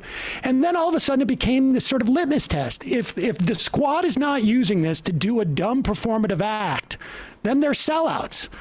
And that was the only time that I actually even started to speak out against the force of the vote. I'm not even sure if I did, you know, I think maybe we talked about it once at that point. And the next time Isn't it crazy how much better this is just watching Sam Seder talk to a black screen? This is like an incredible improvement to the formula. Oh my god. I feel like all of Jackson Hinkle's content could be improved similarly. talked about it was on a show I was invited on, which at the time I was invited on was called, what was it, like or putting force the vote to bed, I think it was. By the time I ended that show, it had been a debate, but that was weeks after it had failed. So the reason why I didn't hold them to getting committee positions with that vote at that point was because the whole thing had taken off as Medicare for all and had become, you know, someone's sort of pet project to make it about some type of litmus test for the squad to push for Medicare for all, which I thought was a really bad idea. All right. Well, you know what's interesting about that putting force the vote to bed debate? I don't know if you still believe this, but one of the reasons you put forward for not supporting force the vote was you said, let's say Nancy Pelosi says, fine, don't vote for me. The Dems lose the speakership because you're not going to get that 218 people to coalesce around another person. You're going to end up getting McCarthy. Do you still believe the lie that Kevin McCarthy would have become Speaker of the House if we tried to force the vote? I have no idea what would have happened, to be totally honest with you, because there was no other candidate to run for Speaker of the House. But you do understand it would have taken Democrats voting for Kevin McCarthy or a large number of people abstaining from voting altogether rather than voting for someone else to end up with Kevin McCarthy as Speaker? Well, I don't know. Let's say they held out. What happens on day 2 or 3? You keep taking more rounds of voting. Do people abstain? No, you keep taking more rounds How do you of voting. know? How do you know Josh Gottheimer doesn't abstain? How do you know Henry There's Cuellar? historical precedent for this. Well, you know, there's historical precedent for Even the slightest chance of getting a Republican speakership like appointment just even on a fluke over something that is nothing seems unnecessary, you know? What, Henry Cuellar? For a House speakership vote that went 12 rounds. Yeah, well, how do you know that Josh Gottheimer is not going to abstain?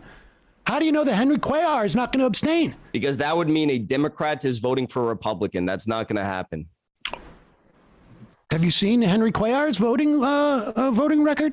I have, and I've seen AOC's, which falls pretty much all in line with Nancy Pelosi's, too. Right, well, Henry Cuellar's doesn't. But that was the most meaningless aside. He was like, well, have you seen his voting record? Yeah, have you seen AOC's? Very Pelosi-esque. The fact of the matter is... If you, by the way, if he was a real leftist, you might be able to realize this. Hey, is it possible that the fact that progressive Democrats and centrist Democrats have very similar voting records might be an indication that Congress as an institution might not be a good vector for progressive change? That given the fact that it's all run by committee and that there are 1,000 concessions everyone has to make and that you're only ever able to make a small contribution to a broader whole, might be possible that this shouldn't be considered the be-all, end-all? Possibly, maybe, possibly, maybe. They were not going to vote for a Republican. The Democratic establishment would not have allowed that to happen. And the fact that you're thinking that there's some sort of, the fact that you're thinking that there's some sort of practicality in this argument that Henry Cuellar or Gottheimer would have voted for Kevin McCarthy as speaker is actually insane. Like, that's actually insane. Okay. So if you understand, though, the principle behind force the vote, and maybe you have problems with the Medicare. I had a problem with the ask. Jesus Christ, Sam, let me finish before you interrupt me. Leverage. I know my camera's not on, it broke, but like, let me at least finish what I'm saying. Okay. If you understand that force the vote is a strategy that could be carried out, and you've said this in the past, you just think maybe Medicare for all wasn't the best ask, or the speakership vote was too risky because you don't understand how a speakership vote works, then why didn't you support forcing the vote on any of the other policies I listed, or criticize the squad for not we can't move from this. Why didn't you criticize the squad more? You know, it's like, it's such a, there's nothing. There's no actual affirmative position that he's willing to take or defend. There's no actual argument made either way. It's funny that people who posture themselves as like edgy, like irreverent, you know, do or die, devil wouldn't care type, you know, folks, this is essentially like woke scolding. This performative virtue signaling, the gatekeeping, the inability to make affirmative positions, but only to critique people's moral worth based on perceived allegiances, you know? The vague denunciations. This just feels like, woke scold stuff. Is this bad platforming? No, I don't think so. I haven't seen Hickles' career take off that much. The issue is like the Jimmy Dore sphere is incredibly insular. So anytime any one of them does anything, the rest of them will all flood in to like add support. But in terms of Hickle himself, I think he's really limited by the fact that he's stupid and unlikable. I think that's really going to hold him back career-wise. Most of him and Infrared's like attention these days seems to be like people laughing at him, like lolcow tier shit, which is, I mean, fine by me, I guess. Like, you know, whatever. Get the audience you deserve. Vote on those policies. Okay, let's not use the word force the vote, because What do you want to call it? why didn't they use their leverage? I know that phrase is triggering to you. So why didn't they use their leverage? Why didn't they use their leverage? Now, how do you know that they didn't? Because they voted for these bills without getting concessions in return. How do you know? Because there are no substantive large material changes that we have seen. Substantive large material changes we have seen. Wow. That really opens up the floor to extremely specific. Oh, how do you know that they didn't extract concessions in this one bill passed on, November 27th, 2021? Well, we haven't seen the implementation of communism yet. Me writing college essays. Yeah, exactly. There's nothing that the squad has been able. No, wait a second. You just made it a statement. You just asked me a question. Jackson. Let me finish. No, I heard you. You answered it. You said there's no. You just asked me a question. Do you want me to finish answering or not? Do you know what's in the You don't Build want me Back to Better finish bill? answering. Do you know what's in the Build Back Better bill? The one that didn't pass? Yeah, no, the one that did pass. It passed in the House. Was it signed into law? I must have missed that. But Jackson, we're talking about House members, yes? Well, what is the point of... Are we talking about House members, or are we talking about people in the Senate? What is the point? Are we talking about Joe Manchin, or are we talking about AOC? You said that Joe Manchin is worse than AOC, that AOC is more progressive. They're different people. They're two different houses. You understand how that works. You want to hear the incredible thing, Sam? You want to hear the... I understand that there are two separate chambers in Congress, Sam. You want to hear the incredible thing? Hold on for 1 second, Jackson. You continue to talk over me. You haven't ever let me answer the initial question you asked. Let me say this. Let me play this. Interesting thing here. Hold on 1 second, Jackson. Give me 1 second. Will you play the end of this, the Ilhan Omar thing? Because I thought this was sort of interesting, because I think it's possible that Jackson doesn't quite understand certain dynamics. Bradley, do you have that? Play this last clip, because I tuned into this, or I got to be fair. Somebody sent this to me, and I was curious because Jackson had done a video on our interview with Ilhan Omar and said it was shocking. And I was like, was it? Did we do something that was shocking in the interview? But play the end of this, and this is what I think it was. He fights a little bit of ways away, so we can hopefully catch. The leadership fight's not gonna happen, dude. What are you saying? You honestly believe Ilhan Omar's like, this motherfucker thinks that we're gonna hold the House? Oh my God. Okay, yeah, sure. You ask me those leadership position questions when the time comes around. Okay, all right. We'll see you later. Okay. This is why he keeps a script, by the way. This is the depth of political engagement you get when he's ad-libbing. That was incredible. Okay. You thought it was Jackson, incredible. You understand there is going to be a leadership fight regardless of whether the Democrats hold the House. That there is a leadership fight. If they are in the majority, then it's for the speakership. And if they're in the minority, then it's just for the leadership. In other words, Kevin McCarthy is the leader of the Republicans in the minority. You understand how this works, right? So first of all, I do want to address the fact that you just completely changed the subject when you were getting press. But yes, no, I didn't change the subject. You don't think, like, you expect 6 members of the school. Listen up, Sam Cedar. I can tolerate a lot of things, all right? But pivoting, not me, Jason Hickle. If there's one thing the name Jason Hickle stands for, okay? It's not pivoting.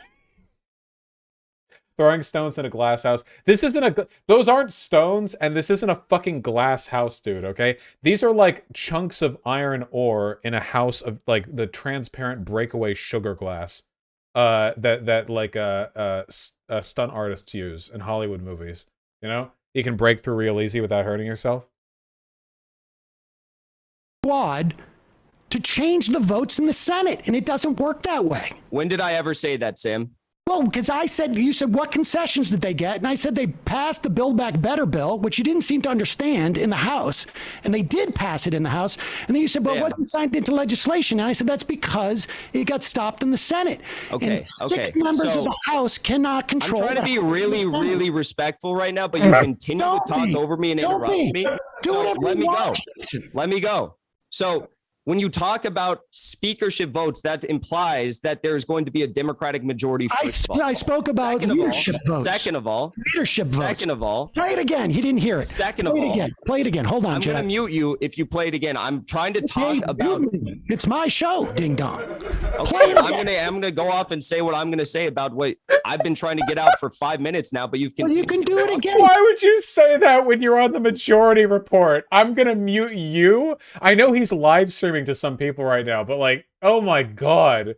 Gee, that's what the anti-work moderator should have done, Doreen, on Fox News when the host got like mean. She should have just been like, I'm gonna mute you if you keep acting like this, you know?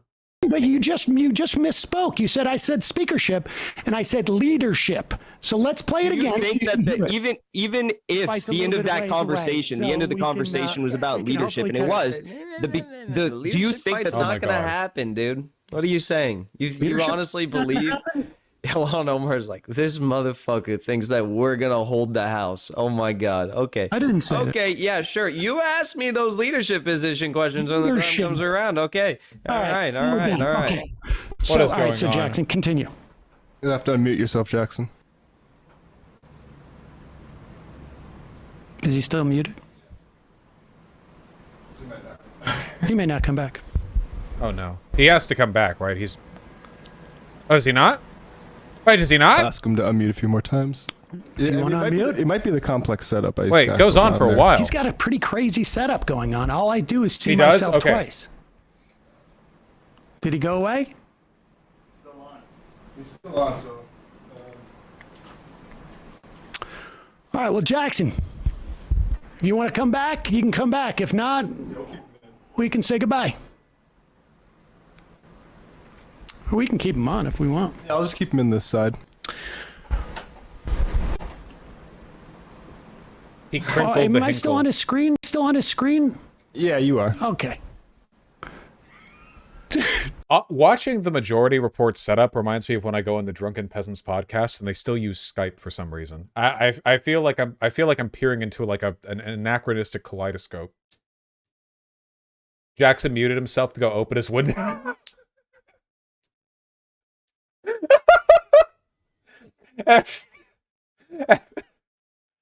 Fucking don't ever tell Jackson there's a chlorine gas leak. Motherfucker's gonna start shooting holes in the ceiling. It's such a stupid meme.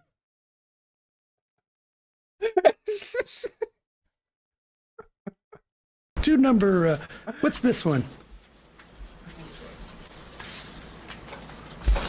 Do this one. Eh? Put that up. See if that gets him to come back. This is a, this is the thing, is sometimes I think Jackson's maybe not as necessarily as truthful as his Hey! lies my parents told me when I was little. This is just from like I guess it's from a year ago. Santa is real. The tooth fairy leaves money under your pillow. The United States military is fighting wars to defend our country. And then his dad responded. This is the only way that I knew him before this whole thing. That is so funny that would be the introduction. This is probably the best introduction you're going to get. I'm Santa. You never complained when you got the gifts. Yes, we were such assholes sneaking you money under your pillow. Never once did your mother and I tell you the military is fighting wars to defend our country. That's a bold-faced lie on your part. Did Jackson leave? Yes. He's gone. All right.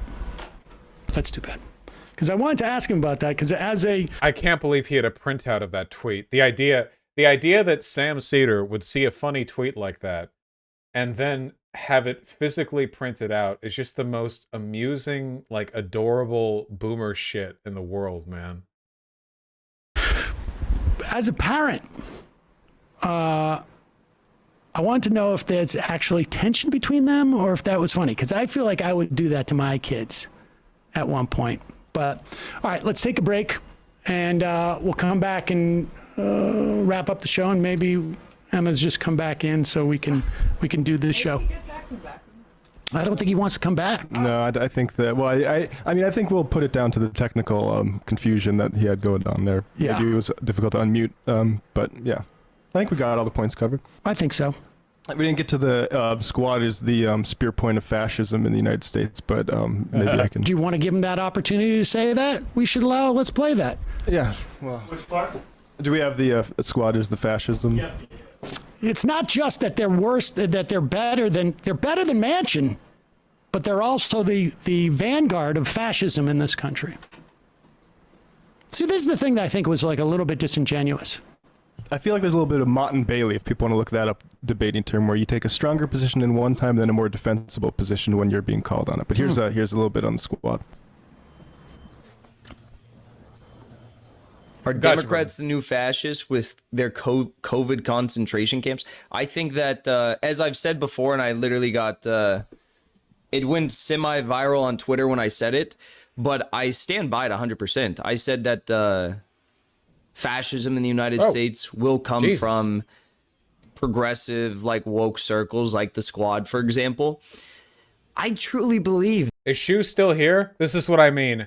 when criticism of the Democrats turns into Obama FEMA camp conspiracy. This is what I mean. It's always important. It's not just the message. Shoe left, lol. That's okay. The stuff goes downstream. It's not just the message. It's where the message leads, right? Like praising Hinkle for criticizing the Justice Dems on a few legitimate points is like praising like a river for how refreshing its water is when its current carries you off the edge of a waterfall. You know what I mean? There are other places you can get water and other places you can take your boat. This is just further proof of that, this is just further proof of that. So, yeah, I think, So it's not just that they didn't leverage their vote to get progressive concessions when there was a 12% increase in the State Department budget. It's that they're the vanguard of fascism in this country. I mean, my concern is that what if we did force the vote and then all those squad members did vote for Medicare for All and then we supported them and then they did fascism on us? That would have been the real... they would have had us right where we wanted us. But they're getting all these... Here's the amazing thing. On one hand, they're getting this preferential treatment where they're allowed to negotiate with Biden, but on the other hand, they're not leveraging their votes. Yeah. Now, presumably, they would leverage their votes to get negotiations with Biden. Yeah, well, they get the opportunity to be ignored by Joe Biden. But I don't understand how you're supposed to leverage to get something, and that's different than getting preferential treatment from them. I don't understand. Oh, that is a funny contradiction that if the Justice Dems were able to get like meaningful stuff done, the Jimmy Dore types would then whip around and say the fact that they were able to extol or extract those concessions from the moderate Dems is evidence that in reality the moderate Dems don't actually oppose the Justice Dems enough, which is evidence that the Justice Dems are the same as the moderate Dems. Actually, that's true. There's actually no way for them to win, because even if they succeed in their goals, it would only be evidence of insufficient pushback from the moderate Dems. Like the initial belief that they hold is that the Democrats are bad. Everything they say after that is just a roundabout way of arriving back at that goal. And why he thought meeting himself helped. I guess it takes a little while for him to come back on. I'm going to skip ahead just a little bit, not because I don't appreciate his sonorous tones or the input of his coworkers, but because it's quite a long video. He's coming back? Oh, you muted him. I thought he unmuted. I thought he muted over him. his clip. If he wants to. I think he might just rather complain about it, but we'll see. Opinions about I'm the looking show. at the chat. His fans are very upset. So I think You guys can be on mano y mano. Bro, like, first of Where's all, my your- camera's not working. Second of all, your host muted me. I don't know who that was, but your host muted talking me. over the clip. It was me. Okay. Yeah, I tried to and then I never unmuted my thing. I never touched any of my stuff on my end. And then you guys claimed that I muted myself. You guys muted me and tried to get me off the stream. Matt just said it. No, you're back. I just said I muted you because you were talking over We the do clip, that and then- fairly Why didn't you unmute me when it was over? asked And then you claimed that I muted myself and I was Jackson, leaving. back. Jackson, you're talking to me. Let me just clarify. I asked you to unmute yourself. You'll notice in the chat I said, "Are you able to unmute yourself?" And you left. But now that everything's sorted out again, except your camera. Welcome So back. if you muted me, why didn't you just unmute me? I tried to. Jackson, Jackson, Zoom. you're back. Let me explain. Let me just explain. This should just I feel like if they just continue with this will be about as productive as what they were doing before. If they just keep this part going, that would be comparable in quality and in productivity to what was happening. for everybody, because this, I don't want this to be the thing that they hang their hat on. It says ask to unmute yourself. So I asked you to unmute yourself. You had to affirmatively unmute yourself. You didn't do that. But Why now didn't you just hey, say that? That's what I said actually did right say before you got unmute on there. yourself. So We have You a said it. You said it on a chat, but you didn't. I'm not reading the chat. I mean, I didn't even know there was a chat in here. But all right, let's keep talking. He did So, say that.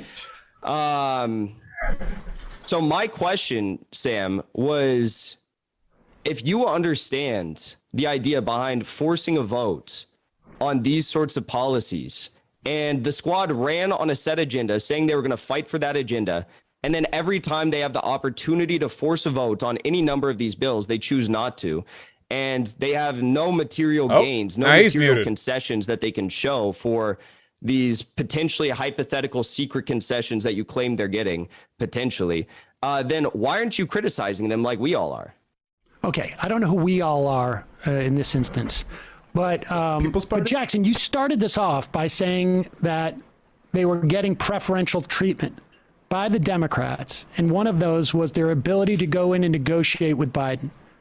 Now, how is that preferential treatment different from exercising their leverage to get in and negotiate as to what the outcomes of bills will be? Very, very easy answer to that. If you're looking at it from a practical sense as to what is practical, pragmatic politics, the idea of going in on a joint task force with Biden does not result in material changes. In addition to that, those joint task forces, with the exception of... Oh, no, he's a Marxist-Leninist now. We're going to do the whole materialism, idealism thing. Oh, no. Oh, no. It changed ideas, but not in the real world. Oh no. The climate change one, they weren't negotiating based on their agenda and items that they could potentially get concessions on. They were negotiating in favor of Biden's agenda between the more progressive aspects of his agenda and the more conservative aspects of his agenda. And I think that they need to be forcing votes on their agenda, concessions for their agenda. Forcing votes? What are you talking about? What does that mean, forcing votes? Well, I would ask you, because in your initial video and in the debate you had with Brianna Joy Gray, you said that, yes, I think forcing a vote is a fundamentally good principle. Getting leverage for certain things is a good principle. But I don't know what you mean forcing a vote. You could have a vote. Listen, there's a bill that has been introduced by Jayapal, right? A Medicare for All bill. It was introduced after they had already voted for the subsidization of COBRA premiums for 6 months. Again, just in case anyone's curious, this is going to be a waste of time because most of politicking done in the legislature is done in the back. It's done quietly behind closed doors. There's no other way around it. Obviously, if internal party dynamics, compromises, concessions, negotiations were all done publicly, that would be to the detriment of everyone making those negotiations. Nobody wants to ever come off like they're making compromises in public because it's a compromise. There's very little way of knowing, and the Justice Dems aren't numerous enough in the legislature to do these massive public power grabs. They would need to be a majority or near a majority of the Democrats in Congress. So since we're not there yet, there's not much we can expect of them outside of just the hope that they'll vote a little better than their contemporaries, which they seem to, so all right. Which is something you said you vehemently disagreed with. I did disagree with it. Yes. I railed on it quite a bit, actually. They actually delayed the introduction of Medicare for All so they could initially first pass the COBRA premium subsidies in that COVID bill? Yes. Nancy Pelosi is a very outspoken critic of Medicare for All. I'm aware of that. That's why I've criticized Nancy Pelosi for that as well. So if you think that maybe Medicare for All is not the best ask... Do I think that putting a vote for Medicare for All on the floor is not the best ask? Correct. Okay, so why don't they instead, focus on, if you think maybe these domestic policies are not their strong suit in forcing their agenda through, like Medicare for All, why don't they focus on foreign policy issues? No. Jackson. What does it mean? I just want to know, what does that mean? Focus on foreign policy. What foreign policy issue could they change? Like what? Where, What? Syria. You're talking. Why didn't the Justice Dems prevent the investigation of? Why didn't the Justice Dems force the investigators of the Duma alleged chemical weapons attack to reveal the truth? Jabber here. It's jibber jabber to talk about foreign policy. Is that jibber jabber to you? If you force the vote for Medicare for All, let's say, it will lose. And not only will it not win, which you don't seem to think winning in the House is even meaningful, right? Because the Build Back Better is not going to become a bill because it's stopping in the Senate. What about losing a vote in the House? You actually said on your show, No and response. let me bring this up because this is your quote again. You said that you think that it's important to set markers even if votes fail. So when they can control, both houses and the White House, potentially with progressive politicians, they Immediately will have move away. the record of who in the Democratic caucus votes for it. Yeah, well, with the value we have of Medicare for All is that we know at the very least there's 100 Democrats who won't even co-sponsor the bill, right? And you So we know said that. Now, you, for you instance, said that you thought it was a good idea. In the Senate, they voted to expand Social Security payments. I don't know, 5 years ago, which I think was very helpful, even though it couldn't pass, because it holds and binds those people. So yes, I mean, I do think there's some value to it, but it's nominal. I wouldn't exercise, the type of leverage you're talking about to get a vote, particularly on a bill where it's going to lose 300 to 100 or whatever, 310 to 110. Well, it's not even about that. It's about getting concessions that might not be necessarily policies. Like, for example, you've brought up this idea. Wait. What? Non-policy concessions for holding up a bill? Yeah, that's idealism. What? Of getting committee assignments multiple times. So why are they not working to get better committee assignments for, I don't know, say the next congressional cycle? I hope they are. Well, don't you think it's a bit of an issue? In fact, I would argue that maybe AOC sending money to moderate and even conservative Democrats was part of that. So you think that instead of leveraging their power, they should just be giving money? Power, dude. There's 6 votes. What power? Yeah. I just listed multiple votes that passed in the House with very slim margins, such as the Capitol Police and Security Fund. If they sink those bills, what do you think they get? So, hey, here is a question for any Hinkle Dinkle fans, okay? If getting a committee seat was as easy as holding up a couple of votes during close bills, then why isn't everyone doing this all the time?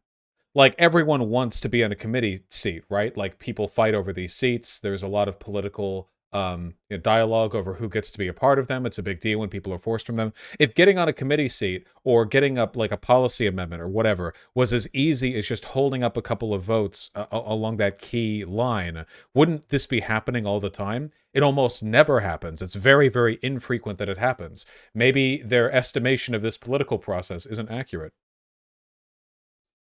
Sink those bills, they could get the concessions you were just referring to, and you said that you think maybe they got by giving money to DCCC Democrats. That's what you just said. It doesn't work that way, Jackson. So you have to pay $5,000 to 32 different DCCC candidates to get anything done? Pivot. I mean, it greases the wheels. Yeah. It greases the wheels. So what if I told you instead of playing softball politics and greasing the wheels, which is all don't interrupt me. You've interrupted me so many times, Sam. You've interrupted me so many times throughout this entire debate. Listen, I don't care. You've interrupted me so many times. I've let you talk. Now let me talk.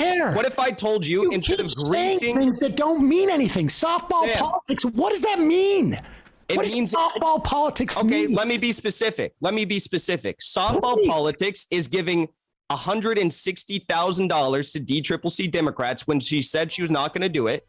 Please don't interrupt me. Hardball politics would be, say, blocking the State Department and USAID 12% funding increase, or blocking the softball politics is when you do things that I don't like. And hardball. Wait, couldn't you say you're doing hardball politics by giving the money to the moderate Dem campaigns because you said that you wouldn't do it? Like, aren't you going hard against your supporters then? You're like, hey, fuck you guys. We got to give this money, or we got to keep the Republicans out, you know? Like, It's just very stupid, arbitrary distinctions here. Capital police and security funding increase. And what happens after you vote no on that? You vote no on it and you block the bill from passing. And because these are things that the Democratic establishment really wants passed, you get concessions to vote for those policies. That's hardball politics. What are you talking about? What vote for what policies? Votes for, no, I said getting concessions. And when I say voting for policies, retaliate against her? no, I'm saying getting concessions to vote for the policies that they voted for without any concessions, like the increase in Capitol Police and security funding. But what would you do? What would you change in that Capitol Police funding that you think that they should have changed in that bill? Well, I don't think that we should have given an increase to Capitol Police and security So you funding. think they should just vote no against Sam, here's the part you're missing. It's not about necessarily what they could change in that bill. It's about blocking that bill until they get a concession for something that substantively benefits the agenda they are fighting for. What is this something that you're talking about? You've listed numerous examples on your show because you said Medicare for all is not a good ask. So what if we did this, that, or the other? There's a whole host of things. I'm not a member of Congress. But I don't understand. I'm not a member of Congress. You seem to know how it works, Jackson, but you can't even articulate one thing that they're supposed to be asking for. $15 minimum wage. Okay. Yeah, dude. $15 an hour minimum wage addendum to the fucking 12% State Department budget increase. Yes. And why don't we just put communism on the docket as well? Assignments. Better committee assignments. I'm not going to vote. Committee assignments. Okay, the committee assignments come out at the beginning of the year, and we'll find out about that. Don't you think that they would say when they're receiving all the criticism, we voted to increase the Capitol Police and security because we got this in return? Voting against. You want my don't you vote. think You want my vote, Nancy Pelosi, for the State Department increase by 12%, and I'm going to withhold that vote unless we have a vote on Medicare for all, and the 100 people who are against it vote for it. And you said that was a good idea at the time. No, Jackson, I'm asking you. Do you still not believe it's a good idea? Because at the time you said it was a good idea. I very quickly said it wasn't a good idea. So very quickly after that video. So you said that it was a good idea. You said then very quickly I changed my mind and I thought it was a bad idea. Now you cited your reasoning for this because you said you thought it was a part of a Jimmy Dore effort to hate on the squad. No. When did he say Jimmy Dore during his explanation for why he changed his mind on force the vote?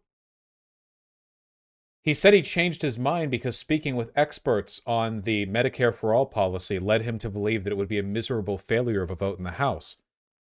I feel like Hickle is so desperate to bring this conversation around to Jimmy Dore because that's the audience he's currently trying to leech off of. And he probably came into this hoping to talk about Jimmy Dore with Sam Seder. And now having not talked about Jimmy Dore for one entire hour, we now have, he's going to force the issue himself. That's what you said. I've seen it multiple times. But the question is, you still support the fundamental strategy of forcing the vote, right? What are you talking about? Force the vote? No, I do not sell the idea of force. There's no such thing as fundamental strategy of force the vote. That's like saying, do you support the fundamental strategy of punching? Like punching in self-defense? Like punching kids for their candy? What do you mean? What? What? Forcing a vote on something is stupid. Yeah, the problem was with force a vote. You made all about a vote. Shut up. I'm debating Sam. So you don't think that progressives... don't say shut up to him. You don't think that progressives... I want you to apologize. You don't think progressives should leverage their power? You just say that. I think progressives should leverage their power, yes. Okay, so that's called forcing the vote. No, it's not. You just said 1 minute ago that I don't want to use the phrase forced vote. I want to use the phrase leverage their power. You guys made that. How are those different? Oh my God. Because it's what you use your leverage for, Jackson. Okay? Look, I don't want to get into it's how you exert that leverage, Sam. A vote on Medicare for all is going to fail. So the substance doesn't matter? I don't understand. The substance of what strategy you employ to leverage your power. That's what matters. You think that instead of leveraging their power, they should donate $160,000 to DCCC Democrats. Okay. I think contributing money to people gets them to vote your way. I think there are different things that you can do to build a coalition, to pass legislation, to materially benefit people. And what happens when you have that coalition? What happens when you have the coalition? I don't know if you would have gotten those corporatists who wanted the salt reductions and et cetera, to vote for Build Back Better, or to sign off on a provision to, let's say, have expanded child care or whatever it is, had they not built those bridges. Maybe, maybe not. We don't know for sure. We're not privy to those. Wait, hold on. Wouldn't the 2022 State Department budget increase just have been rolled into the general 2022 federal budget? I wasn't actually thinking, but like, wouldn't like if like it would have been part of the like gajillion dollar broader budget bill, right? So if they wanted to protest that, they would have been protesting like a couple $1 billion out of the trillions of dollars in the bill. How would you even? Yeah, let's get the $15 an hour minimum wage addendum to the federal budget. I was even thinking that, like, yeah, dude, hey, there are 6 Justice Democrats. Yeah, there are 6 of you, you know? That's enough, right? You can take on the entire federal budget.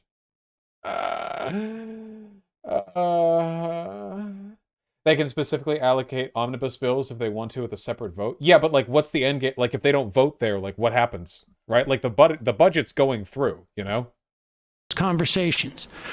You can say, I don't think it's a good strategy to, and I can tell you this, the reason why Steny Hoyer is the whip of the caucus, of the Democratic caucus, is because Steny Hoyer gets all this corporate money that he doles out.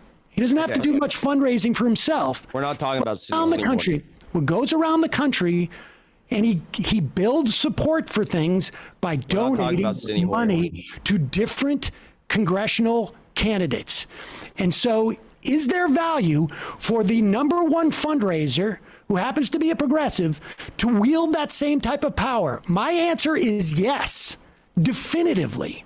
So I point to you exactly. That's very interesting. Where that power pays off. That's very interesting. No, I cannot. That's very interesting, because earlier on in this debate, you quite literally said I had a problem. Everyone heard the debate, Jackson. It'll be on video. You don't have to keep. You said I had a problem.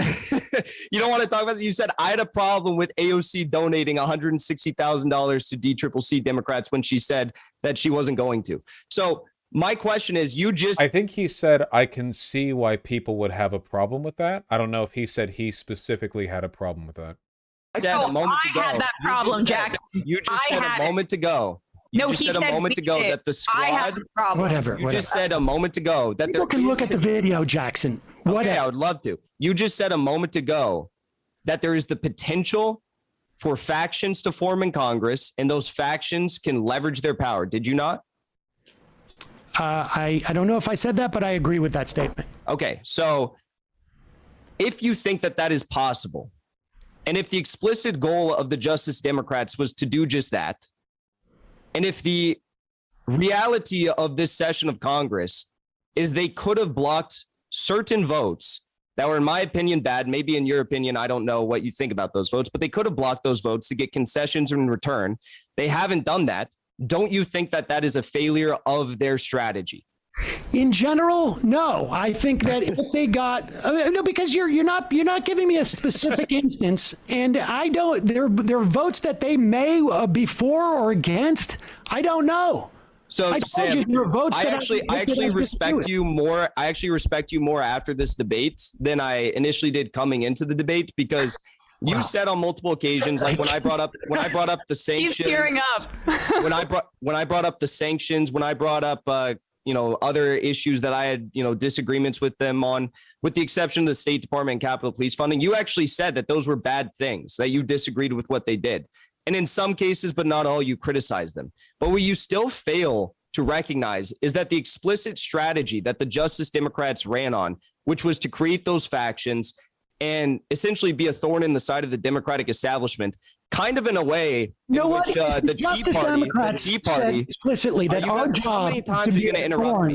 thorn. I don't think Jackson ever would have stopped talking there, so I'm glad Sam Cena interrupted. I'm pretty sure that if you wanted to like look through it, there are plenty of times that the Justice Dems have extracted concessions, right? I remember there have been instances of that happening where the Justice Dems have at the very least drawn a lot of media attention to certain like elements of stuff they criticize within the Democratic Party. They're constantly like writing op-eds or talking to journalists about how they feel like the Biden administration is not going far enough. And often because, you know, there were only 6 people out of like a couple hundred in the House, they can't like their vote itself can't turn the tide in a lot of these issues, but they are able to draw attention to the failings of their party. Yeah, have they done a perfect job? No, obviously not. I don't think anyone has ever, and it just seems like a waste of time to me to build an entire political platform off of essentially virtue signaling and purity testing other people who don't criticize the things they don't do as much as how you criticize the things they don't do. Nothing about this conversation is about making positive changes or passing positive legislation. It is all about virtue signaling and purity testing.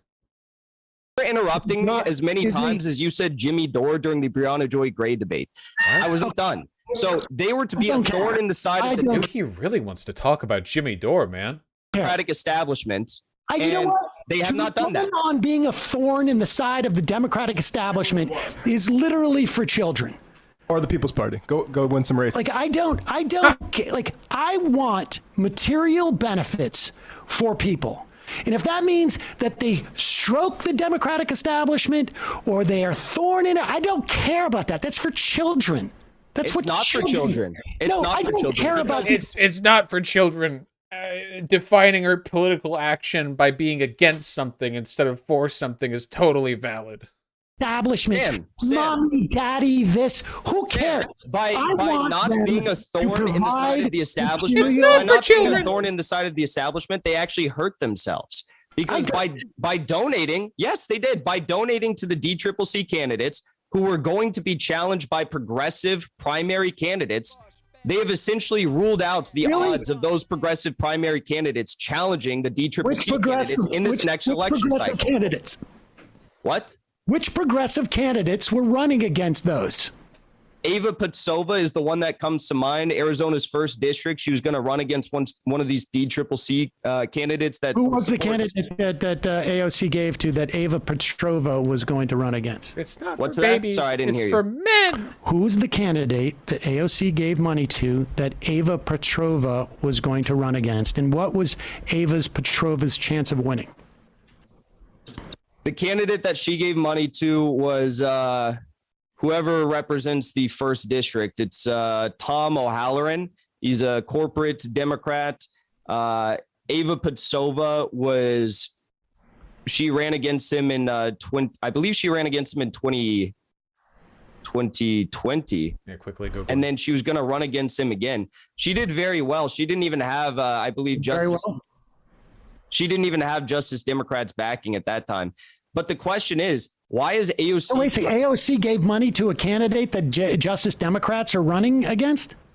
No, I said that I don't think she was actually endorsed by Justice Democrats in that race, but there was the potential for her to be endorsed by them in the next race. She wrote an article in The Intercept. I suggest you read it. It's really interesting. But Sam, the question is not about the odds or the likelihood. No one thought AOC was going to beat Joe Crowley. She had no backing. She had no odds of winning, and she still won. Now imagine if there was that apparatus of AOC and the progressives behind Ava Patsova, who is a convincing candidate, who is respected by many of these progressive institutions, who did write an incredible article in The Intercept about this. Don't you think that there are some more Ava Patsovas out there who could have challenged DCCC corporate candidates that AOC donated to before primary even took place? I mean, it's possible. It's possible, and that's called softball politics. Oh, by the way, I was looking this up, by the way, because I'm interested in why so many Democrats voted for the budget increase to the U.S. State Department, and why Republicans all voted no on it. And I was wondering like why that was, what schism led to that. And it's because the edits to the bill and the increases to the budget were mostly about strengthening the Foreign Assistance Act of 1961. The additional money was going mostly towards U.S. foreign aid. The reason the Republicans opposed it was because they didn't like the idea of money being given to other countries in the form of humanitarian aid. And the Democrats supported largely along those lines. So I was wondering, why would the Republicans take issue with an expansion of the State Department? And it's because, the money is being earmarked for foreign aid. Now it makes sense. They don't have an issue with the government becoming more powerful. They take issue with more of it going to foreigners. And now we know. Yeah, here we go. Just interested because I don't follow this because I'm a cool communist who doesn't. Key components, no official summary. This was before it got passed. The 4 categories. If enacted, the bill would provide for diplomatic aid missions. The category includes training, the creation of embassies, and other forms of support. Second, more than $4 billion is allocated towards worldwide security protection. In addition, billions of dollars will go towards global security elsewhere. Third, many of the bill's provisions address economic development and relief. The U.S. benefits from investing in developed nations because it adds consumers to the market. Additionally, proposition of the bill is purposely timely. And 4, contains many specialty provisions. These include funds for everything from cybersecurity to government transparency to protecting children from violence and disease. It seems like in terms of the disagreements that people had over this thing, the main thing people took issue with from the right was the foreign aid. So I guess that's cool.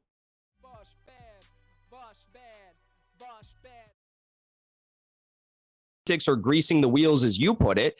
And that's why I think it's a failed strategy, because they are actually hurting themselves, their broader movement of establishing a larger faction. Now, do you still think that they are the vanguard of fascism in this country? Because if they are actually to help themselves, their strategy, that would be sort of problematic if you think they're fascists, right? I'm not talking about helping themselves. I'm talking about fighting for the agenda that they campaigned on and utilizing the strategy that they said that they were going to carry out via the Justice Democrats faction in Congress, which, according to that, little discussion we just had about the DCCC donations, they're not doing that. They're choosing to grease the wheels, so to speak. Well, I think they're probably doing both. If they were doing both, don't you think that they would have blocked any number of those policies? No. Why? I mean, I don't know what any number of those policies you're talking about, but you're conflating. Last time I tried to list those policies, you said, Jackson, stop listing policies. You're conflating electoral strategy with legislative strategy. Let's just take 3 in particular. The speakership vote, this Department of State and USAID 12% funding increase, and the Capitol Police vote. Let's just take those 3. Those are 3 examples in which they could have leveraged power. Well, they could have, or they could have just voted against it. Or they could have just voted against it. Yeah, I mean, there's more that I have here. I have 18 listed. And each one, has... Like, so for instance, for the speakership, they may have felt like, well, okay, we cannot vote, but ultimately we're going to have to. I mean, you just said yourself, the precedent was that they take 12 votes and that they end up going to land on Pelosi. So if Pelosi knows that, if you're right, and there's no other option as to who's going to be speaker, then what? Well, what if I told you that... Oh, okay, sorry, wait, never mind, guys. We've all been lied to. The 12% increase in budget wasn't even to the State Department. It was to a broad range of civil services, including the State Department, the United States Agency for International Development, and the U.S. Mission to the United Nations. And the additional budget earmarked, the $6.7 billion, was provided here. Supports the world's most vulnerable with foreign assistance to meet urgent humanitarian needs, many of which have been exacerbated by the COVID-19 pandemic. Rebuilds the global health infrastructure with a dramatic increase in funding for global health security to confront the current COVID-19 pandemic. Confronts climate change. Advances women's rights. Promotes democracy to support allies and partners of the U.S., particularly to counter growing Chinese influence. Our own Belt and Road. This is largely the humanitarian wing of foreign aid. Now, for any of you who are critical, like that humanitarian aid has often been a vessel for the U.S. government to promote geopolitical interest abroad, sometimes in more nefarious ways, sometimes in less. The answer to that is, yeah, 100%. Obviously, that happens. But the way Hickle framed this was like cooing countries, which, I mean, I guess there's an adjacency between providing foreign aid and the, like, overthrow foreign governments that we do, but that seems like a baby in bathwater situation, right? I mean, at that point, you might as well never do any foreign aid ever, because, like, it's adjacent to the bad stuff we could potentially do in those countries. Anyway, at the very least, I think it warrants a discussion. The fact that all Republicans voted no and all Democrats voted yes suggests to me this has more to do with foreign aid than national security, because on national security, Democrats and Republicans both vote yes. Does that make sense to you guys? Additionally, it's not as though these institutions couldn't be doing their geopolitical bullshit without this additional funding. If it was genuinely about expanding U.S. like state power, then it probably would have been like a bipartisan sweep vote. There potentially could have been other options. You could vote for anyone. They Not could that have any voted of this for Barbara matters. Lee I if was they just wanted curious. to. I mean, Barbara Lee didn't John Boehner served Speaker 2011 to 2015. He got more, Republicans elected since any year since 1928. And he had popular support until the Tea Party came along and they forced him out. He had to retire before he even did another speakership election because he knew he was going to lose. So why could the squad not have done something like that? Who was the other candidate? Barbara Lee didn't want to run. Anyone could have run. It doesn't matter. Anyone could have run. They didn't. Why didn't they? I don't know, but they didn't. There was no other person to vote for. So after 12 votes in your scenario, yes, Nancy Pelosi knows she's going to get elected. No, knows because Sam, if you don't think that at a time when 75% of Americans wanted Nancy Pelosi to step down as speaker, she has record low approval rating, that people are not going to coalesce around a movement to get a new speaker, then you're delusional, because that is what would have happened. And even remember when earlier he was like, there's no chance of the Republicans ever getting the speakership role because there's no way that Democrats would abstain.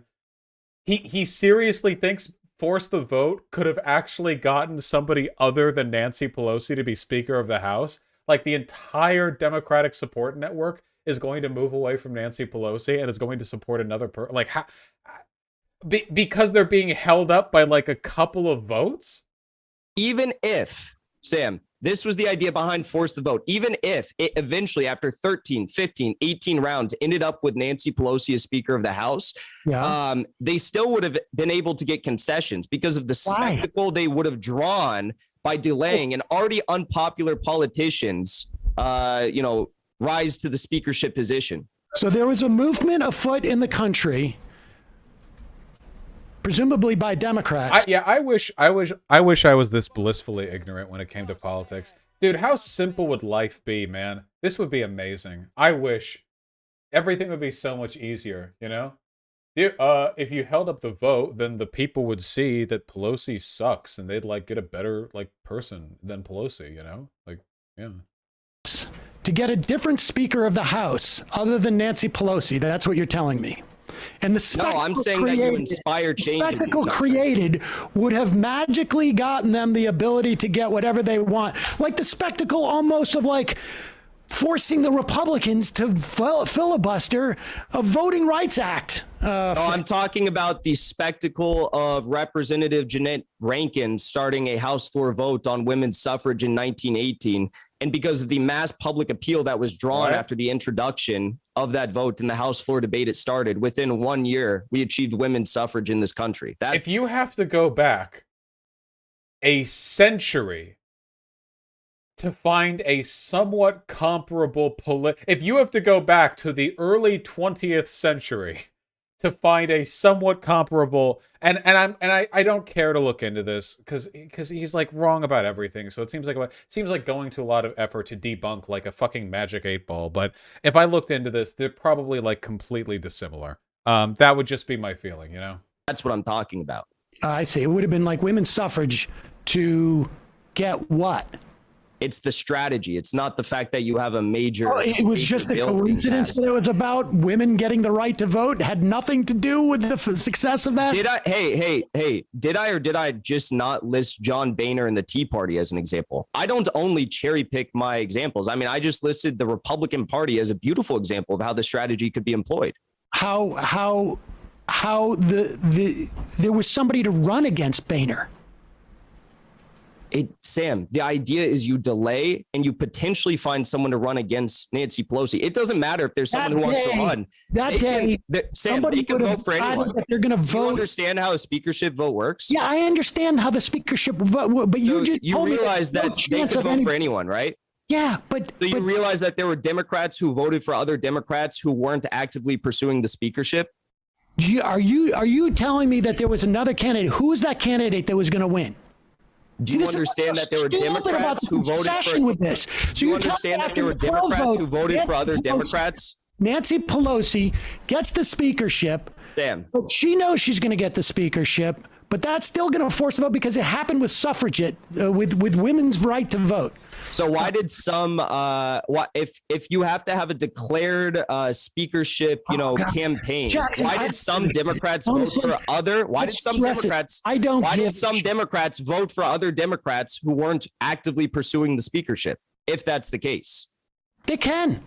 oh, okay. So that's super interesting because you were saying that they couldn't employ the strategy because there was no one who was actively So pursuing. these the 6 speakership. people would have voted for somebody else. You know that there was someone who even voted for, I believe, Tammy Duckworth, who's not even in the House. How did she win? Did she? Okay, they could, of course. Did she do it? Did it work? What is happening? The issue here is that, like, listen, okay, we're seeing Luna Oi's theories come to fruition, or non-compete. Luna Oi's favorite hand puppet. Okay, that's subversive. Okay, having the white guy, be the hand puppet of the woman of color is subversive. Okay, listen, okay, Sam Seder is a materialist. All right, he deals in reality, and Jason Hinkle is an idealist. That's the main problem we're having right now. So Sam Seder is concerned with affecting positive change, doing things that work, using political strategies to make material positive changes. And Jackson Hinkle seems to be more interested in, well, 100 years ago, people did a thing in Congress, and like other people did other things. So like maybe if 6 people didn't vote in a thing, then we would just replace the long-running Democratic congressional House Speaker role with another person somehow. A person voted for another thing. Votes can happen. So maybe like it'll work out, And that's where we're at right now. That's the level we're at presently. I do wonder, like, we get past this. We're getting close to the end of the video. I commend Sam Seder on dealing with this shit for this long, because normally I think his debates are like 20 minutes or so. They could vote for somebody else. But they're not okay. Win. Interesting. Because a minute ago, you just said, well, vote for Tammy Duckworth? There's no one else pursuing all the the concessions speakership. they wanted? You were just saying no one else was pursuing the speakership. Oh, Jesus Christ. All right. I mean, I don't know what to tell you. Yeah, I mean, you want to keep litigating this force the vote a year later. It was a failed strategy. It's not a year later, Sam. There again, I listed 18 different. It's actually more than a year later. Different times throughout just 2021 in which they could have, as you put it, leveraged their power on given votes by blocking the passage of them.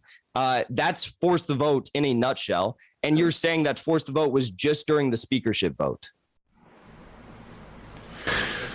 I don't know what to tell you. I mean, this is honestly like arguing. I don't know what to tell you. You accused me earlier of being the guy who gets too attached to politicians. You are the one who gets too attached to politicians and refuses to criticize them where it matters most. Sure, you'll occasionally talk poorly when they make an abhorrent vote, but you will not criticize them on their overall strategy, which is pursuing a greasing of the wheels rather than playing hardball politics and leveraging their power. There's so many euphemisms constantly. Even force the vote is a euphemism. Grease the wheels. Hardball politics. It's. Keep in mind, guys, if politics was as simple as every single time there's a close vote, a determined splinter group of either political party could just extract political concessions effortlessly, then politics would already be solved. There have been so many times where people both in the Democratic and Republican Party could have done that to advance their own agendas, even moderate agenda. I mean, even stuff you'd expect them to really be interested in passing, but they don't. And the reason for that is because this political strategy is highly contextual, and they are using it as a blanket term as an excuse to broadly condemn the Justice Dems. They don't actually care about or know about the political processes that would make it effective. I just don't make the assessment of their power like you do. It's not making an assessment. It's looking at how closely these votes pass and knowing that they had enough people to block their passage. Well, in some instances, maybe they didn't want to block their passage. I mean, I don't know what to tell you. Then what's the point of the Justice Democrats if they are not going to? And it's not necessarily about blocking. It's about delaying in some cases. More what is the point about the Justice Democrats if they're not doing what they set out to do? They're the most progressive members of Congress. Is that the bar you want to set them to? That's the bar you want to judge them upon? Yeah. I think that's, I mean, what about when the squad was not in Congress? Did you actively support Nancy Pelosi because she was one of the most progressive in Congress? I supported Bernie Sanders. What about the House? I'm talking about the House. We're talking about the House. I mean, I didn't perceive Nancy Pelosi as the most progressive member. At one point, I thought she was the best when Donald Trump came to office. I figured she might be the best person to be in the leadership while they're in the minority. But subsequent to that, I felt changing his voice to sound like Haas is driving me crazy. I can't unhear it. Yeah, it reminds me of when he did that whole infrared rising thing. But like, he said it. You know, the mindless fanboying for another person is bad enough, but doing it when you're your own content creator is especially bad, you know? Like, that's, yeah, like, really, just an absolute chameleon of a man. like I would rather have someone who was not even progressive be in the leadership of the House. I mean, and I think to a certain extent, I know you watched the Ilhan Omar interview, you didn't quite fully understand the leadership conversation, but I think that she was implying that you don't really. The leadership position should not necessarily be about whether they're progressive or not. I think it's really more about the amount of power that you can amass amongst the caucus. So Sam, when you talk about power in the caucus, or sophomore members of Congress, 6 members of Congress just don't have that kind of power. So when you talk about the Freedom Caucus, do have that type of power. People getting rid of Boehner, you're talking about they do have that type of power, Sam. Who were secret members of this caucus, and we just don't have that kind of power yet. First of all, the Republican majority at the time was much bigger than what we see today, and the squad has multiple opportunities, 18 again that I've listed. In which there was must-pass bills or near must-pass bills. In which, all right, okay, I'm sorry, guys, I can't. It's clear that Sam's checked out as well. There's not much to say past this point, you know. I don't know if they're capable of having. It really is just force the vote, squad bad. I think they criticize the squad more than they criticize Biden. You know, it's force the vote, squad bad. And like Assad never used chemical weapons against the civilian population, you know. The vote was so slim. What is a must-pass bill in your estimate? Democrats to block, you know, some of the MAGA agenda, such as when Trump wanted to remove troops from. He wanted to do a partial removal of troops from Germany and Afghanistan. She whipped together even one of my own former congresspeople, Mike Levin from California's 49th district, to vote in unison with a plurality, I guess, of Republicans on that measure to block Trump, and it succeeded. But the difference between Liz Cheney and the squad is, or the Justice Democrats, whatever, is that the Justice Democrats have a set ideology. They campaign to form a faction and essentially leverage their power to carry out, you know, their agenda or to get concessions that think that instead of continuing to operate within the confines of the Democratic Party and primarying more people and ending up with the same results, this is something else. What we should have had a debate about, Jackson. And I was trying to get to, because really, if you think that the progressive Democrats in Congress are the vanguard of fascism, if you think that they are worthless, then you think the entire Democratic Party is worthless. And what you're really coming on to argue is that we should be supporting a third party. No, And what I came on to argue, Sam, what I came on to argue is the fact that the only time that you defend the squad nowadays is when you make videos about Jimmy Dore, and you know that those are the only videos that get you views. Jimmy Dore. Oh my God, dude, the Jimmy Dore. Those are the only videos that get you views. Hello, extremely well-known, prominent political commentator Sam Seder, been doing this for like fucking decades. You know, over 1 million YouTube subs. Extremely well-known. Everyone knows who he is. You're only relevant when you're talking about Jimmy Dore. And the only reason he's saying this is because, like, again, I've noticed this in these political circles. They're not very personality driven. If you're like a Jimmy Dore type, you fall in to support people in your circle because dogmatism is the main thing they trade in. So if you're a Jimmy Dore type, like some of you will fall into like Hickle or whatever when he's doing this. But it's not because you like Hickle. It's just because this is like the discourse. Because debating Hickle is indistinguishable from debating like Jimmy Dore on this. They're going to issue essentially the same points. There's not really much individuality there. It's just the dogma and who's ever selling it. So he's probably got a lot of Jimmy Dore people watching him right now, and he has to bring it up like for his own benefit. The idea of Hickle accusing other people of being dependent on Jimmy Dore for relevance is the peak of irony. I'm sorry. You make these videos about Jimmy Dore, at times attacking the squad, and you defend the squad, and then the only reason why you do this, though, I think, is because you want to do a hit piece on Jimmy Dore.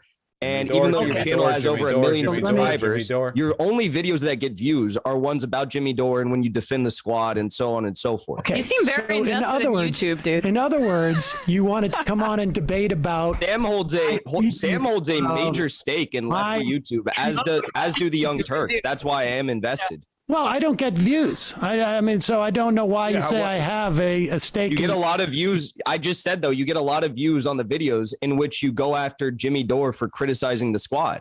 Well, we should probably do more Jimmy Dore videos. But yeah. Well, I guess we should do more Jimmy Dore videos then. Okay. But that aside, is that what you want to come on to debate? That you don't like the idea that I'm doing Jimmy Dore videos? Sam, I don't know how many times I have to say what I came on to debate. You refuse to actually hold the squad accountable. And you said maybe at one point, I am going to support primarying them, but I don't think that's the best, way to leverage our power and resources. But I guess I would just pose the question because, I don't support primarying the squad. I don't support primary. Wait, if he doesn't even support primarying them, then what's the... Wait, why would you... How many thousands of hours of content are we dedicating? You won't even... There's not even... What is this all for? It literally is just a virtue signal. That's it. There's not... He's not even going to be like, yeah, we should primary them with better leftists somehow. Like, he's just, like, this is just nakedly admitting we do this for views. There's no relationship between the stuff that I say and care about and reality. There's no intention of affecting the world in any way, shape, or form outside of getting YouTube AdSense payments. Democrats right now, because What? I think that Why? because I think that the Justice Democrats are a failed strategy and they're choosing to play party politics and pass the DNC's agenda. Also, you just think that we should vote for third party candidates. I think that there's other avenues we need to look into, Like but what? I think we all need to come. Well, what are those other avenues? Why? I mean, this is what's important about this conversation. Sam, what I think we all need to come into agreement upon is that the Justice Democrats, their strategy. Oh my God! I can't. What idealism does to a motherfucker. There's nothing. He just flatly acknowledging the fact that nothing that he does or cares about is about affecting change. Jesus Christ. Like what? Well, what changes? A third party, perhaps? You can have a talk about third parties, but talking about the relevance of third parties would still be a conversation where you would have to make points, which is not something he wants to do. So this completely non-falsifiable, meaningless, by his own admission, meaningless, holding the squad to account. What is the point of holding the squad to account if you don't intend on primarying them? Wait. Right? What is the point? Like this obsession, I'm not saying like you should ignore them unless you plan on primarying them, but this is like a fastidious obsession with holding them to account. Normally, when you think people should spend more time criticizing something, it's to sort of facilitate public interest in getting rid of that thing, right? By primarying them. But he can't admit that he wants that. So, because admitting that he wants that would turn again into a real conversation about the practicality of primarying the most progressive people in Congress. And he can't do that because that would be an actual conversation that would involve, again, actual talking points. He wants an eternally unchanging American legislator in which there are always going to be people who are progressive, more progressive than the average Democrat, but not progressive enough for him, who will exist for him to tweet angrily at and get likes and retweets. There's no interest in anything beyond that. It's such a grift. It is a grift. And it goes beyond just the YouTube channel because they pull this shit in real life too. The People's Party, it's just a way of getting money and attention. In terms of politics, these guys are the equivalent of quote unquote nutritionists who sell you like essential oils or say that certain herbs, when blended together with fruit, will cure your cancer. Like, they're committed to building an industry off of providing artificial alternatives to real avenues for change. They want you to be kept in stasis because they make money from your suffering, in the example's case, cancer, in this case, political indifference, but they can't ever really fix that problem, not only because they're incapable of it, but because even if they were capable, fixing the problem would also make irrelevant their content. So this is what we get forever and ever. And these people have always existed, but I feel like this is a particularly egregious, extension of that political tendency. People who, manufacture outrage and profit from the outrage, but also set people down roads which guarantee the perpetual existence of things to be outraged over. There's no solution here. And the only real outcome is that these people are going to end up far more right-leaning than they were prior. Strategy has failed, and the squad is now towing the line of the DNC. That's something that you still refuse to acknowledge or address or even attempt to hold them accountable upon. I disagree. You've already stated that you consider them more progressive than the Gottheimers and the Mansions of the party. I disagree with you. You just said that you will occasionally call them out for some of the bad votes they take. There were some that I mentioned that you did not call them out over, which is okay. I don't expect you to follow like every single detail of, congressional votes. But at the end of the day, you are not criticizing them for failing upon their overall strategy of forming a faction that can leverage their power in Congress. And you are instead giving them some, at least tepid support for greasing the wheels and giving $160,000 to DCCC Democrats. Correct.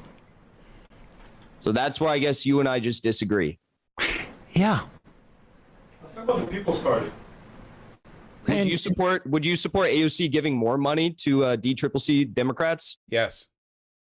If it's leftover money from her campaign funds and the DCCC Democrats are running against Republicans, yes.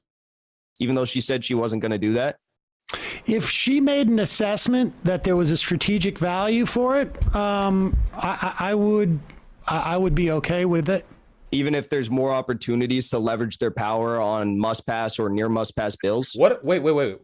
What does that have to do with campaign funding? Wait, what does excess campaign funding have to do with opportunities to affect outcomes in bills and leverage power? Those are unrelated things. I don't agree with your premise that. What don't you agree about it? Because do you agree that they don't have the number of votes? Again, over and over again. I don't think you haven't outlined yet. Effective is effective. They're not going to reward You you. don't think that they have enough votes, or what? I just don't think it's going to go down the way you think it's going to go down, Jackson. What do you mean by that? I don't think your idea of how Congress works is how Congress works. It is how it's worked in the past. I mean, this is how I know Congress works. the suffragettes. Yes, I understand. The No, I wasn't going to bring that up. example. I was going to bring Boehner up. But the idea is that if they, maybe Dude, this has never happened before in Congress. Maybe, hey, Sam, maybe this has never happened before in Congress. Don't you think that they should at least try? Jackson, Because this was when their you were strategy. in junior high, I don't want I to was talk about covering this is every very- day this is- what this is John very- Boehner was This is doing. very weird. I don't wanna- can tell you. This I is can very tell weird. you. I don't want to. What are you No, doing I can talking tell about you junior high? that I I'm know talking what about the happened to fact John you Boehner. changed subjects. There was not You're changing four subjects. members. There was You're not changing four subjects. sophomore members of Congress who eliminated John Boehner. You are okay? changing subjects. No, you brought up John Boehner. You brought up John Boehner. And I then am you went to this addressing- weird analogy about my middle school or It's something. not an What analogy. I'm talking about That's is the not fact what an that That's not what an analogy is. analogy is. you. Okay, so you still have not outlined this. I was saying you that still I have not followed said. very carefully what happened to John Boehner, and none of it went down the way you say it did. Okay, first of all, that's incorrect. But second of all, you did not acknowledge what I initially questioned to you. Which was what? I mean, maybe if you'd listened, you'd heard me. What I said was that the squad could have blocked the passage of these bills. You have not contested that they didn't have enough votes to Well, they block could or have delay. voted against it. Yes. Block or delayed. Okay, so you're saying they could have done They this. could have voted against it. They could have blocked or delayed it. Yes. So why do you think that that would have failed, even if it's never happened before? They could have voted against it, and if they had enough votes to kill the bill, they could have killed the bill. Or they could have delayed it and renegotiated. What do you mean delayed it? They could have told Nancy Pelosi that we are not going to vote for this unless you give us substantive concessions. They could have gone out on CNN and MSNBC on Mehdi Hassan show and say, I'm not prepared to vote for this bill until we get these concessions that we have listed. Don't you think that that is an effective strategy? And don't you think that's also the strategy that the Justice Democrats initially ran on? I think that could work on occasion, but I think that Nancy Pelosi, for the most part, is beloved by Democratic voters, for better or for worse. That's incorrect. She's got a very, very low approval rating. But if Not true with Democratic primary voters. Google dude. this up. Let's Put look it it up, man. Sam, so you just acknowledged. Fact check for you, Jackson. I just said she had approval rating. Did you not hear what I just said? Democratic primary voters. Go. I'm talking about the whole of this country. But Well, Sam, you just said, Sam, I don't want to let you off on this. You just said, Bradley, will you look that up and put it up on look it up. I could not, I don't care. So you just said that on occasion you could see how leveraging their power by either withholding their votes for a given policy could work. So why are you not criticizing the squad when they choose not to do this? I don't think that they should do it randomly. I don't. Oh, by the way, guys, remember when I said that the Hassan House, like Destiny hypocrisy memes were very similar to how Jimmy Dore talk? What you're hearing right now is actually that exactly, If the Justice Dems were actually lefties, then why aren't they doing all these things, You drop any actual practical advocacy or consideration for what types of political avenues are going to affect positive change, and it just becomes about, well, if you were really a progressive Dem, wouldn't you have done this?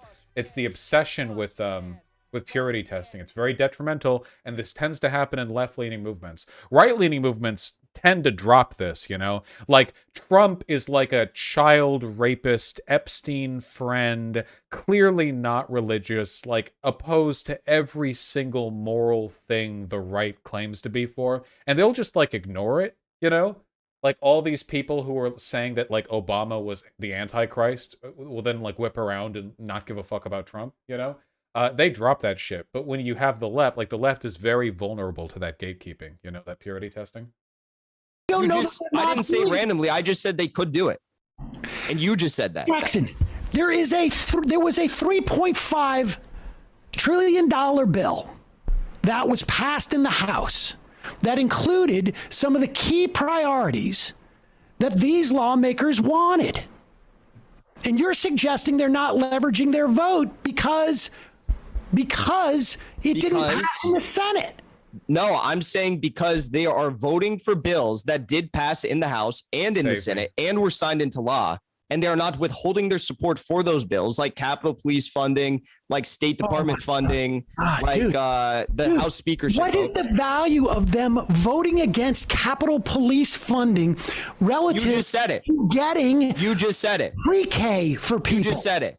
You just said They got the pre-K. You just said that Sam, you just said that the value in it, this is your words, that the value in it is that, yes, I could see that sometimes working. You said that. Listen, Jackson. How many times do you want to change the subject before Jackson, you finally address that? You're not holding them accountable. You Sam, want them to you are not holding them accountable. to get stuff that they want, and they got it in the bill. You just said that they could do that, though. Yes, I agree that there is such a thing as leverage and that it can be used, and I'm suggesting they've done it. I'm suggesting to you that they haven't done it because they haven't withheld their votes. You're saying that the Build Back Better. Sam, I love you, but there's no moving forward from this. It's, you know, the greatest comfort I ever held in my life was the misguided belief that anyone could have their bad opinions changed with the right arguments. But it is not true. Sometimes people are empty inside, and naught but the cold dark awaits them. Agenda is. How do you know they didn't withhold their votes? Build Back Better agenda is Biden's agenda. That's not even their agenda. How do you know they didn't withhold their votes and Nancy Pelosi didn't go to him and say, I owe you one? And that's why they're not going harder at him like you suggested up top.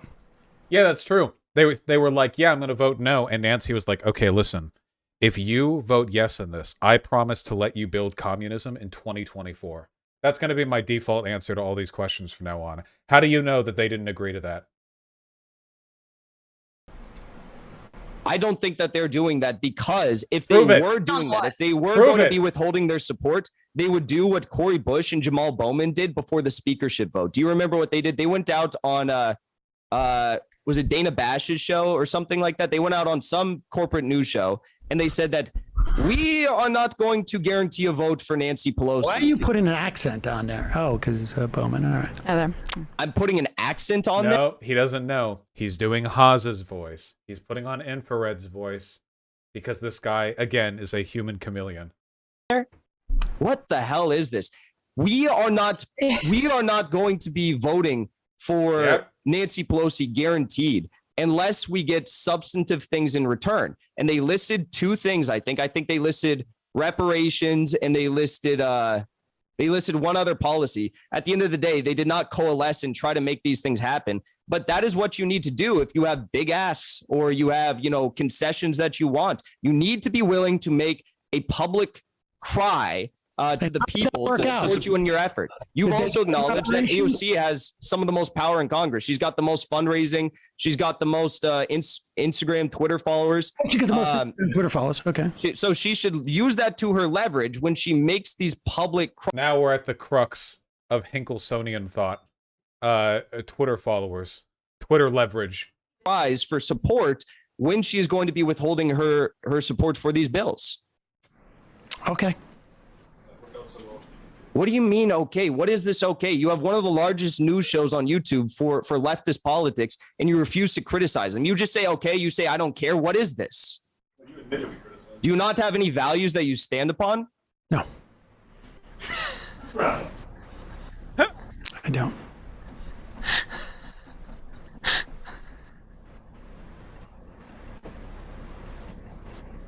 We done?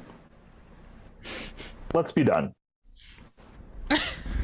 75% Democrats support Nancy Pelosi.